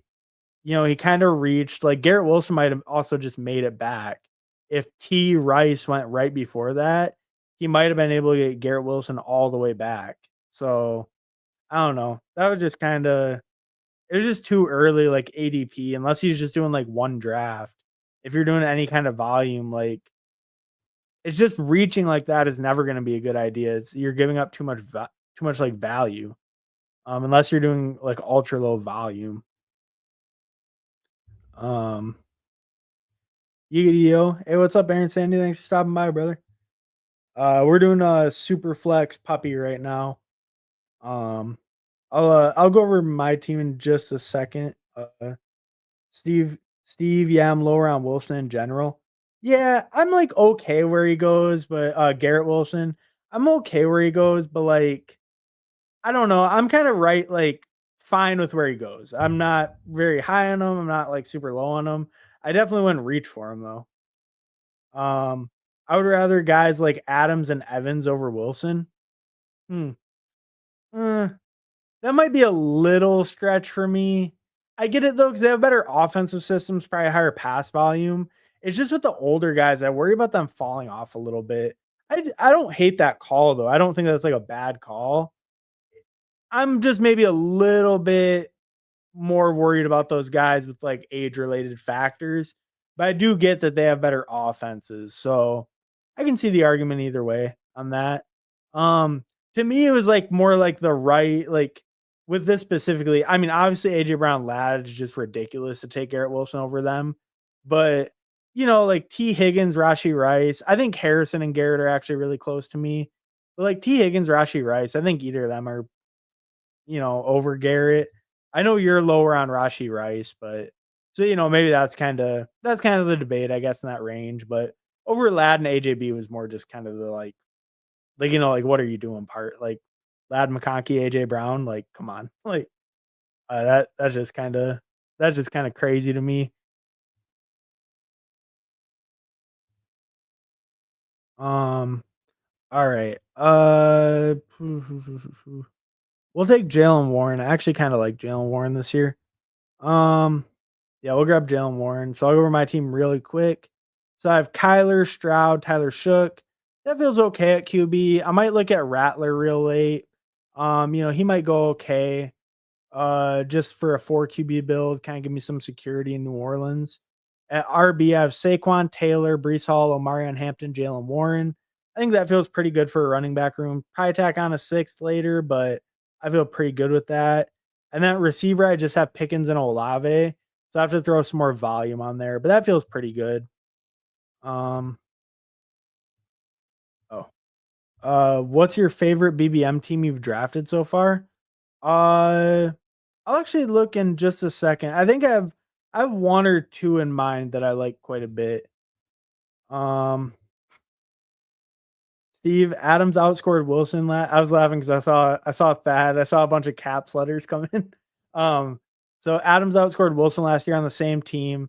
I get the Rodgers connection, but Adams is just so good. Yeah, no, I mean, don't get me wrong. I'm super high on Devontae Adams. Like okay, like I think this is so all tournaments. Let's see. Adams. So I'm at 12.5% on Adams. What am I at on Garrett Wilson? Garrett Wilson, I'm actually exactly the same. That's crazy in 200 drafts. Wow, or like almost 200 drafts. Um, okay, so I guess I'm pretty even, but anyways, though, like I do get what you're saying. Adams is so good. I just worry a little bit if they use Kyron a lot at the goal line. Um, and then if Puka just takes away too much passing volume, like it's tough. Maybe it makes it easier for Adams to get open, get more efficiency back, but his efficiency has fallen a little bit year over year. He's not quite as efficient as he was, and he is hitting that like nearing that age where wide receivers start to really fall off. I do like Adams a lot. I just think with Garrett Wilson, like he's always been decently efficient. He's always been a target hog. He's just so much younger, and he doesn't have competition, right? Garrett Wilson might like his target share might be absolutely insane this year, even on lower volume overall. But I I don't know. I don't hate the call. I like both players. That's why it's a little tough for me. It's just kind of for different reasons because I really like the Rams offense a lot more passing, but I think Garrett Wilson's target share could give him a very high like target volume, even with lower overall passing volume. Um, but I don't think saying Adams over Wilson, I don't think that's like a crazy call. That's a fair take. Like I would probably still lean Wilson, but I don't think that's like a crazy take by any means. Um, all right. Probably Jaden Higgins to go with my Stroud. Might be a little early, I guess. I could grab like Mark Andrews. That's pretty good value. Um, I wanna get a stack though. I still wanna stack my guys up, so that feels pretty good right there. Alright. On real time Thad. Can't be out here worried about age if the camp reports are good, you gotta ride it till the wheels fall off. I mean, hey, that's fair. I mean, I showed my Adams. I'm overweight on Devontae, so don't get me wrong. And I'll get back to that, Aaron Sandy, after this turn. Um, uh, but yeah, I mean, I'm overweight on Adams still. Don't get me wrong on it, but it's just a little concerning. We've seen the efficiency fall just a little bit year over year. He's still pretty efficient though. He's not like totally falling off by any means. It's a good offense, but new team, a little bit of risk in there, right? But ride till the wheels fall off. The efficiency hasn't dropped off a ton. Not that crazy of a take. I mean, like I said, I'm overweight too, so Dad just likes to yell. Fair enough. Pretty much BBOC. Yeah. All right. Who do I want? Who do I want? David and Njoku's fine. Could grab a receiver. I kind of like Pittman, even though he got hurt today. Let's grab Pittman. Give me a little more consistent targets. They said his injury today wasn't too serious. Could have grabbed Shaheed. Already had Olave. I do have the quarterback, but I don't know. I like Pittman. He's kind of consistent targets. Don't want to bet too crazy on the Saints offense in one draft. That was kind of a tough call. I was scrambling a little. I liked Njoku there too, but I don't know. Pittman's maybe a little more steady. So then Rashid Shaheed will be on that offense. What up, JT Bestball? Thanks for stopping by, brother. And Aaron Sandy asked, what's your favorite BBM team you drafted so far? So let me look quick. I'm gonna pull up that Superflex draft on my phone just so I don't miss my pick. Maybe. Okay, so let me go to completed. So I know I did one pretty early that I liked quite a bit. So this one was my best value one. This one I have like 150 picks of CLV value from then to now. So that feels pretty good. And then so this was like this team I drafted like the day after the contest opened. So this one feels pretty good. I'm just pulling up that Superflex so I don't miss it. Okay, so I'll go over this one quick. So this one I got Purdy and Tua at 152, so a little bit after ADP. I got Christian McCaffrey, Omarion Hampton. I got Pacheco at pick 113. I got Bayshal Tootin at pick 137. Jaden Blue at pick 161. And then Eckler at pick 200.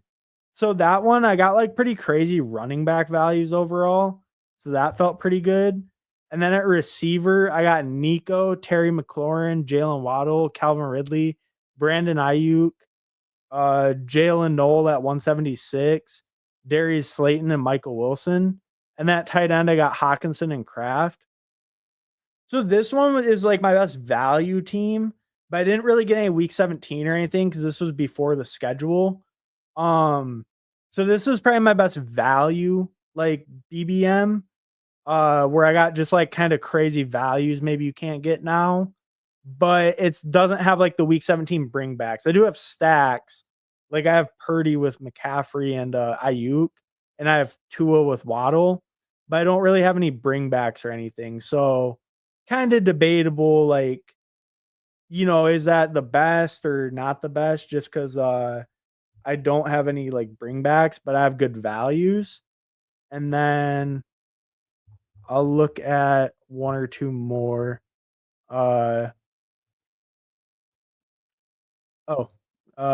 Cowboy Tyler, what's up, Bubba? Hey, what's up, bro? Thanks for stopping by. I'm in a super flex right now. I'm doing a super flex.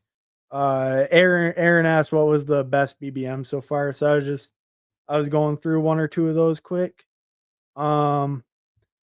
Dirty P, I'm reading the Pittman news as bearish for the season. Just when I was getting amped up to click him, this injury scare. And didn't I read he's not going to participate the rest of camp because um you know, I'll be completely honest with you. I read a little bit about the Pittman injury like this morning. I have not like really deep dove into it. Let me make this pick here. Algier's fine. Uh I could take Kirk. I already have Higgins. Yeah, I mean Algier's fine there. Don't hate that pick. Um That's okay. I'll go over my team in just a second too. But but yeah, like you're saying though, so to be honest, I didn't read a ton into his injury. I just saw they said it wasn't very serious and it was more just soreness. Um See, if they're saying he's gonna be out the rest of like this camp, that's only like a week or two, I think. So it's not really too big of a deal. Um Cowboy, what's up with that? If he wasn't hurt but nearly hurt, then why aren't we out there? No, I think they said he has, like, some soreness and stuff because he, like, landed wrong. Um, Steve, yeah, it didn't sound too serious, but I didn't totally deep dive. Yeah, I didn't go super, like I didn't research it a ton, I guess. I guess I saw that it didn't sound too serious, and I kinda just, like, left it there, but, um, yeah, I mean, like, I don't know, like, sharing this, like, Michael Pittman has not suffered a serious injury. Uh Had to leave practice early, but multiple reports say avoid a serious injury. Banged knees with a teammate. Um, yeah, they're wrapping up their offseason program with next week's mandatory mini camp. Uh, yeah, and just precaution may dictate that he's off the field until team reports to camp. So yeah, I mean, it just doesn't sound too serious. I think just this early. Oh, uh, Sorry. I thought I could close that tab and then just go back. Okay, should be good now. Or add to stage. There we go. Sorry about that. But yeah, like I think just when guys kind of do that, they get just even a little banged up. They just kind of, I don't know, they'll sit them for a week or two. You know, we're months away from the season. They don't want to risk anything. Um, I don't know. Everything I'm reading doesn't sound too bad, so I'm not too worried about it right now. But maybe if it's bad, he did deal with injuries last year, but you can't really be too worried about that, especially when it's unrelated. It's like if it's not related, you can't worry about it too much. Um, Honestly, the Daniel Jones news is a plus for Pittman. Yeah, no, I actually agree with that too. I'm more in on Downs than Pittman if it's going to be Danny Dimes. I think because those like shorter, those short to intermediate targets, they're going to be so much more accurate than AR. It's not like Danny Dimes is the best QB ever, but he's way more accurate in that range than AR can be.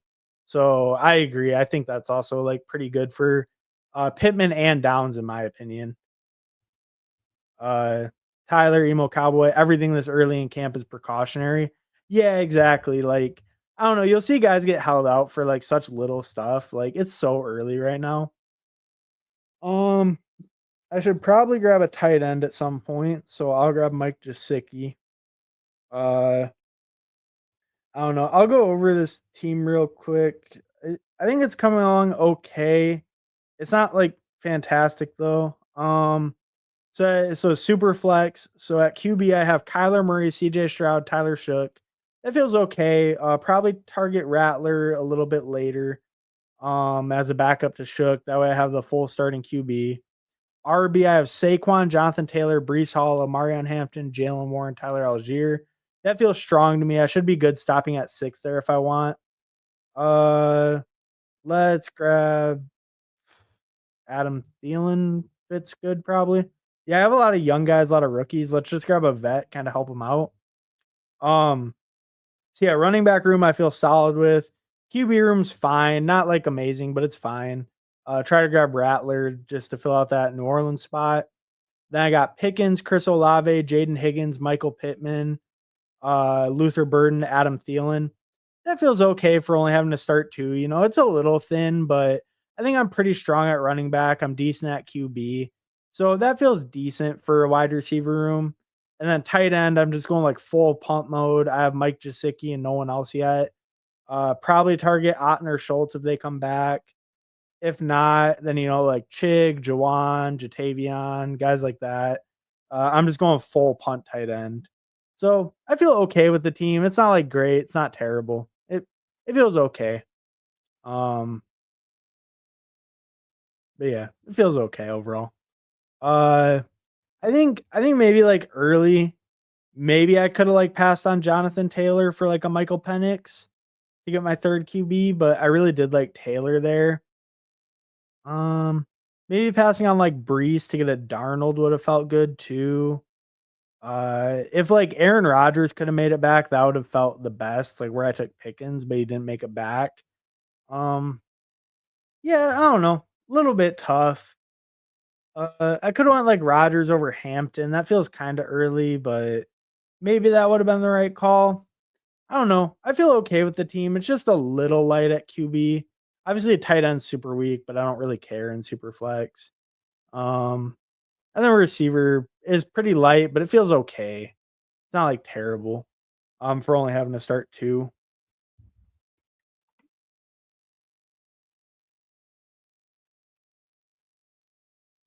Um, so I'll look at Steve's team really quick. Let's see what he's kind of building. So obviously I had Jaden, Jared Goff, Gino, and then grabbed Dimes.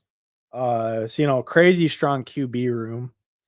And then Henry, Kamara, Mason, Tracy, Rashad White. I don't know if you know, but I think Cam Scadaboo's taken over in New York. So I don't know about that Tyrone Tracy pick, but you do you. If you're a Tyrone Tracy bull, then you know you do you. But no. I mean Tracy's a fine pick. I think they'll split some work. They're both fine picks. But I was just teasing a little. The premier Cam Scadabo bull, Steve and Meg, the two main bulls. I'll grab Jalen Knoll here to stack up. That's fine value. Yeah, this late, why not? Grab another stack for my CJ Stroud. That feels pretty good. Maybe you should have locked up Rattler there. I mean, if he goes, it's not like it's the end of the world. I have two legit starters and one guy who I think will start more of the year probably. So that's fine. But oh yeah, but back to Steve's team. So quarterbacks are like great, really strong. Henry, Kamara, Mason, Tracy, Rashad White. That feels pretty good at running back. It's maybe like a little light, but I mean, you have your two kind of anchor guys, and then you have good upside guys with Mason and Tracy. Rashad White, he might have some decent weeks where he's catching some receiving touchdowns. So that feels all right. And then yeah, you just have your two kind of older guys. You're hoping they stay healthy and they can really kind of just carry the room. Then you have Ladd, JMO, Josh Downs, Trey Harris, DeAndre Hopkins, Darius Slayton. That feels pretty good at receiver. I mean, getting Ladd kind of as your anchor guy and then having like JMO, Downs, Harris, that feels pretty good for the starting, like your top four guys.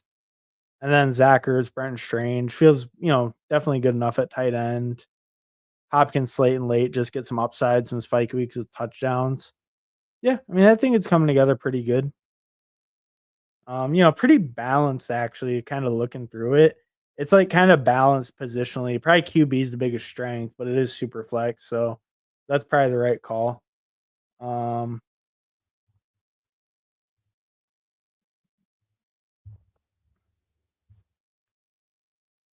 uh, Blasphemy, pass on JT for Penix, never. Yeah, didn't. So, I didn't do it. Uh it was just something I was kind of thinking because I do feel like my QBs are a little light. Someone just took Rattler, I saw. Let me go back to the board actually, sorry. Uh But yeah, I mean, someone took Rattler, like whatever. I wanted him to go with Shuck, but I'm not gonna get too upset about missing out on Spencer Rattler. Um, yeah, no, it's too tough to pass on JT for that. Maybe I didn't have a QB yet at all, then maybe I would have, but I already had because at that point I already had two, right? Yeah, I already had Kyler and Stroud. So yeah, that I probably wouldn't have done that. I mean, I didn't do that, but But yeah, I don't think I would ever really do that. Let's see, what can we grab here? We grab Calvin Austin. That's fine. Nothing really stacks. Are there any of those like late tight ends I like? Not really. I mean, Conklin's like okay. Are there any QBs that are interesting? Really, not really. Yeah, I don't think any of these guys really interest me at all. Um, Jacoby Brissett backs up Kyler Murray. Really? Low owned leverage? Low owned leverage? Or I guess it wouldn't be leverage. I have Kyler. But a low owned insurance plan? Week 15, Jacoby Brisket is starting. Then I just wipe my pod. I could do that. Probably will just grab like a running back, I guess. Maybe a receiver. Yeah, I would want a tight end the most, but they're like cooked. Like there's not a tight end I want to pick. I could grab Conklin, I guess. He's like all right. Could go real crazy, grab Fan, and I don't have anything with him though. Conklin could have some upside. Maybe I grab Conklin. Um, oh my bad, I left that comment up. But yeah, pass on JT for Penix. Yeah, especially I already had two QBs. There's no point in doing that. I mean, it's just too much of a value drop off. With the Scatabo thing, yeah. Um, okay, let me make this last pick. Um, we'll grab Conklin. Maybe he has a little upside. My tight ends are really weak, so that might be okay. Um, yeah, I'd rather Scattaboo, but Tracy's fine. I need some RB help. Oh yeah. I mean, that's totally fair. Tracy's a fine pick where he goes. He goes late enough now too that he feels like pretty good to get him actually. Um, yeah, my RBs are a bit weaker than I like, but I'll do 7 or 8. Okay, so kind of tackle a little more with volume. That's fair. And you got really strong QBs. You kind of got a little bit of that earlier receiver help, so that seems like a fair approach to it. Um, at Steve, would you consider taking Kyron instead of Gino had he been there, or did you consider Brees or Rice at that spot? So I wonder where was that? Oh yeah, okay. So Gino over like Brees. Um Harvey. I mean Harvey, that's kind of early for Harvey. Uh hmm. Yeah, no, I mean that is an interesting question.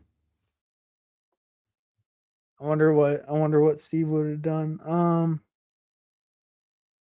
Yeah, because I guess like after you took Gino, oh, you got kicked out. Uh but yeah, after you took Gino, really the last like starting QB that went was was Cam Ward. So I guess you kind of had to take him, like Darnold too, I guess. But like none of those guys would have made it back if you didn't take them, right? So that's kind of interesting thought. Um, I considered Kyron and Brees wasn't going wide receiver there. Okay, yeah. I I assume I wasn't gonna say it because I mean, I'll let you speak for yourself, but I assumed when you already had Lad, I was like, Steve ain't picking no damn receiver right there. like there's no shot. But I never really know. I'll let the expert speak on it. But I kind of assumed you would say that. Um all right, so I'm gonna go over just my team quick and then I'll go over Steve's team quick. I don't think anyone else was in here. Right, okay. But then I'm probably gonna head off after that. I will be on the fan speak channel though in like 45 minutes. And I'm gonna do a draft with Meg. It's their like friends of best ball stream. Um, and then later tonight I'm gonna be on JT Best Ball stream. But I'll talk about that in a second. Um, so I'll go over my team and Steve's team quick. Um, Hashtag what would you do? What would Steve do? That's a good one. That's a good one, Thad. Uh, Steve, yeah, I'm good with anchor wide receiver, but rarely take two in the top six. Okay, yeah. I mean, obviously, like I read your article, like I kind of know, but like like how you kind of view it. But I mean, I definitely totally agree with that. Like, I think you could do two. I think you said rarely though, right? Like, you could, but it's, like, certain builds, and it's not something you're it totally makes sense. Like, maybe if you had, like, a really good stack or something, like, maybe if, like yeah, I don't know, like, if a stack would've worked out, I don't really know. Like, maybe if you had, like a Burrow team or something, and then it was, like, T. Higgins as a wide receiver too, something like that, at, like, good value, but anyways, I'll check through the teams quick. Um, so my team, so I had a 3-6-8-3. I had Kyler Murray, CJ Stroud, Tyler Shook. Feels a little bit weak at QB. It didn't fall great. There were some points I could have looked at a fourth QB, but I feel okay with that. I have two really solid guys. Hopefully Shook is starting, the vast majority of the year and not Spencer Rattler. But it's a little light, but I think it's viable. At running back, I had Saquon, Jonathan Taylor, Brees Hall, Omarion Hampton, Jalen Warren, Tyler Algier. I feel pretty good with the running back room like this. This feels pretty solid to me overall. I like the running back room. And then at receiver, I had George Pickens, Chris Olave, Jaden Higgins, Michael Pittman, Luther Burden, Adam Thielen, Jalen Knoll. So, and Calvin Austin. So I think at receiver, I attacked it more with volume. I think it came out okay. I did get a lot of upside with some of my rookies, and I got a little bit like maybe lower upside guys like Thielen, Michael Pittman, who will just kind of bring in targets. Olave will bring in targets, even though I think he does have decent upside. So I think I balanced my receiver room pretty well for building it out of later guys. And then Pickens, I'm really in on Pickens in general. He's kind of more of a spike weeky guy though, most likely. And that tight end kind of fully punted it. Jasicki, Jawan, Tyler Conklin. Feel okay with that in a super flex. Hopefully a couple of these guys hit the end zone. They kind of bounce the end zone weeks off each other. That'd feel pretty good, but I feel pretty good with this build overall. QB is a little lighter than I would like, but I'm pretty happy with how the build came out. Would have really liked, especially to get like Rattler maybe in the last round, just to feel more secure with that third QB since they're weaker, but that definitely feels okay to me. I'll check chat quick and then I'll check out Steve's team. Maybe you can start those guys. I'm trying to learn. I mean, Dirty P, Steve has articles on this. The Fan Speak Substack. Steve has rankings. Steve has a Superflex article. You can get all the alpha straight from Steve. So, it's easy. I mean, it's like really reasonable too. It's like $35 for the whole year. I think that's right. Correct me if I'm wrong, Steve, but yeah, I think it's like $35 for the whole year. They put out multiple articles every week. They update their rankings, I think, every week. They have rankings for marathon. Meg just did a marathon article. Steve did the Superflex article. He has Superflex rankings. They both have rankings for like the normal Best Ball Mania type format. So, they have a lot of good content, a lot of good info over there. JT Basketball, heck yeah, you're everywhere today, bro. Yeah, no, I know. I got a busy schedule, but no, it'll work out good because I'll do this. I'm gonna eat real quick, and then I'll do the Fan Speak one, and then I'll have a couple hours, kind of, go do whatever, and then do your stream, JT Best Ball, later tonight. So it'll work out pretty good. It's always fun to stream, I mean, to me, this is pretty fun. This is a good time. I love drafting teams. That's what I'd be doing anyway most of the day. Usually I will only do it for a stack or if I love my first two QBs and an anchor RB. Okay, that makes sense. Like if you get really good value on the second QB where you're like, I can afford to put more capital at receiver because I feel so good at the other two. That makes total sense. See, I kind of and that's like a good thought. Like I didn't really think of a ton. Like I kind of only have done it so far if I have like a stack. But that's definitely a good thought. Yeah, like I can definitely agree with that. Yep, for the whole year, so that will go into next year's big board. Oh yeah. No, and that's a good point. I mean, and we're like, we're in early June. So even for this season, that's like 2.5 more months. And then next year, all the pre-draft stuff.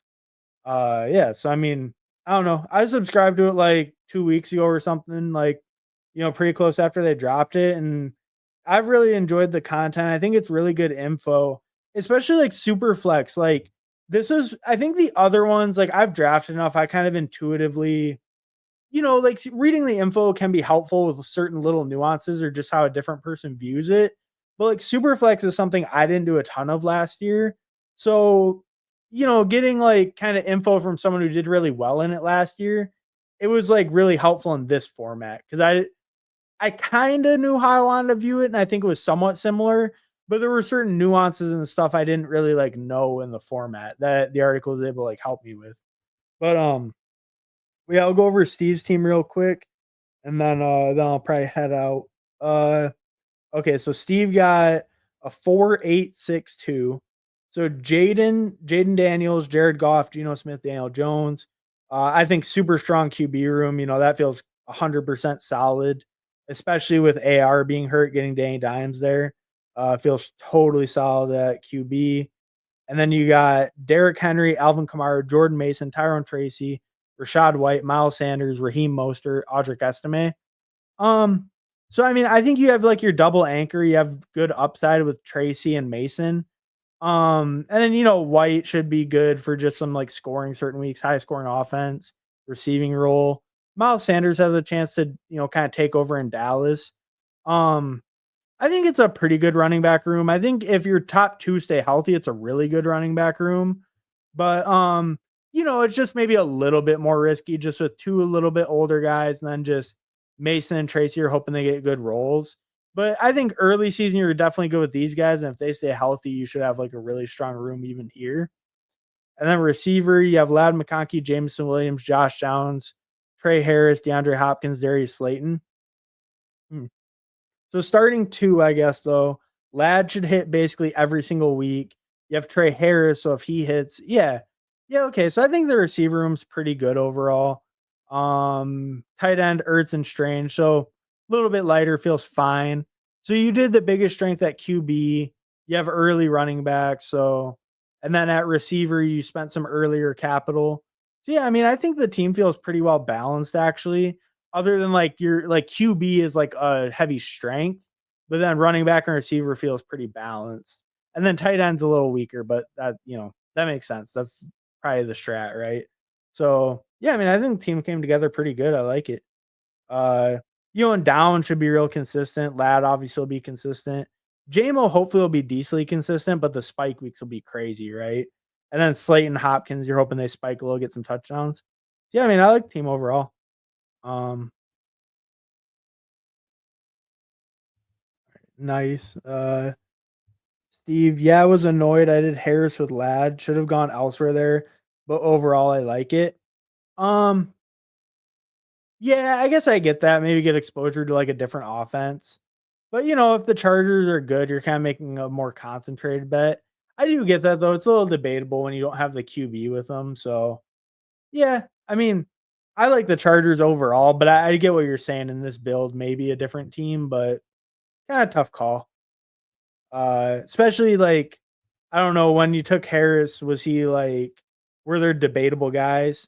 Oh, like you could have took like a Mika or something, or like Kyle Williams is a little bit below in my opinion, but like Burden, I guess depending how much you like these guys, then yeah, maybe like a different bet would have been better, but tough to say.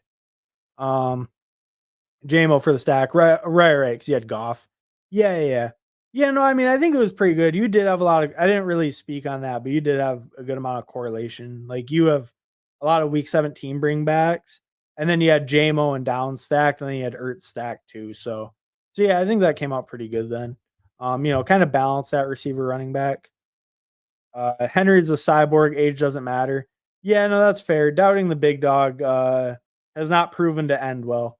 I think one time he like broke his foot or something, but the other like 8 years, like the big dog does not go down. So fair enough, fair point there. Um, but yeah, so I think I'm gonna end it. So I did two BBMs and a Superflex. I mean, pretty fun. I think the teams came out pretty good overall. Pretty happy with how all the drafts went, you know. But yeah, it was a fun time for sure. Like, it's always fun chatting with you guys, drafting with you guys. Yeah, it was a really good time. Oh, Steve Sanders was the tiebreaker for week 17 bring back. Okay, yeah, good point because you had Jaden, so that makes sense. Yeah, fun draft. Seeing the chat with friends basketball. Oh yeah, I did want to say that quick. So yeah, so I'm gonna hop off, but in about half an hour, I'm going on Fanspeak Network to do Friends of Best Ball with Meg Shoop, and then at about I don't think we totally locked it in yet, but at like 7 or 8 tonight, Pacific, I'm gonna go on JT Best Ball's channel and we're gonna do a couple drafts on there. Um, but yeah, but oh, good show. Cheers. Oh, thanks, WP. Uh, yeah, but thank you guys so much for stopping by. I appreciate it. It was fun drafting with you guys, fun time. I'll probably be back on tomorrow, like around the same time. So yeah, but thank you all for coming out. Peace out. See you shortly on the fan speak if any of you stop by. Peace out.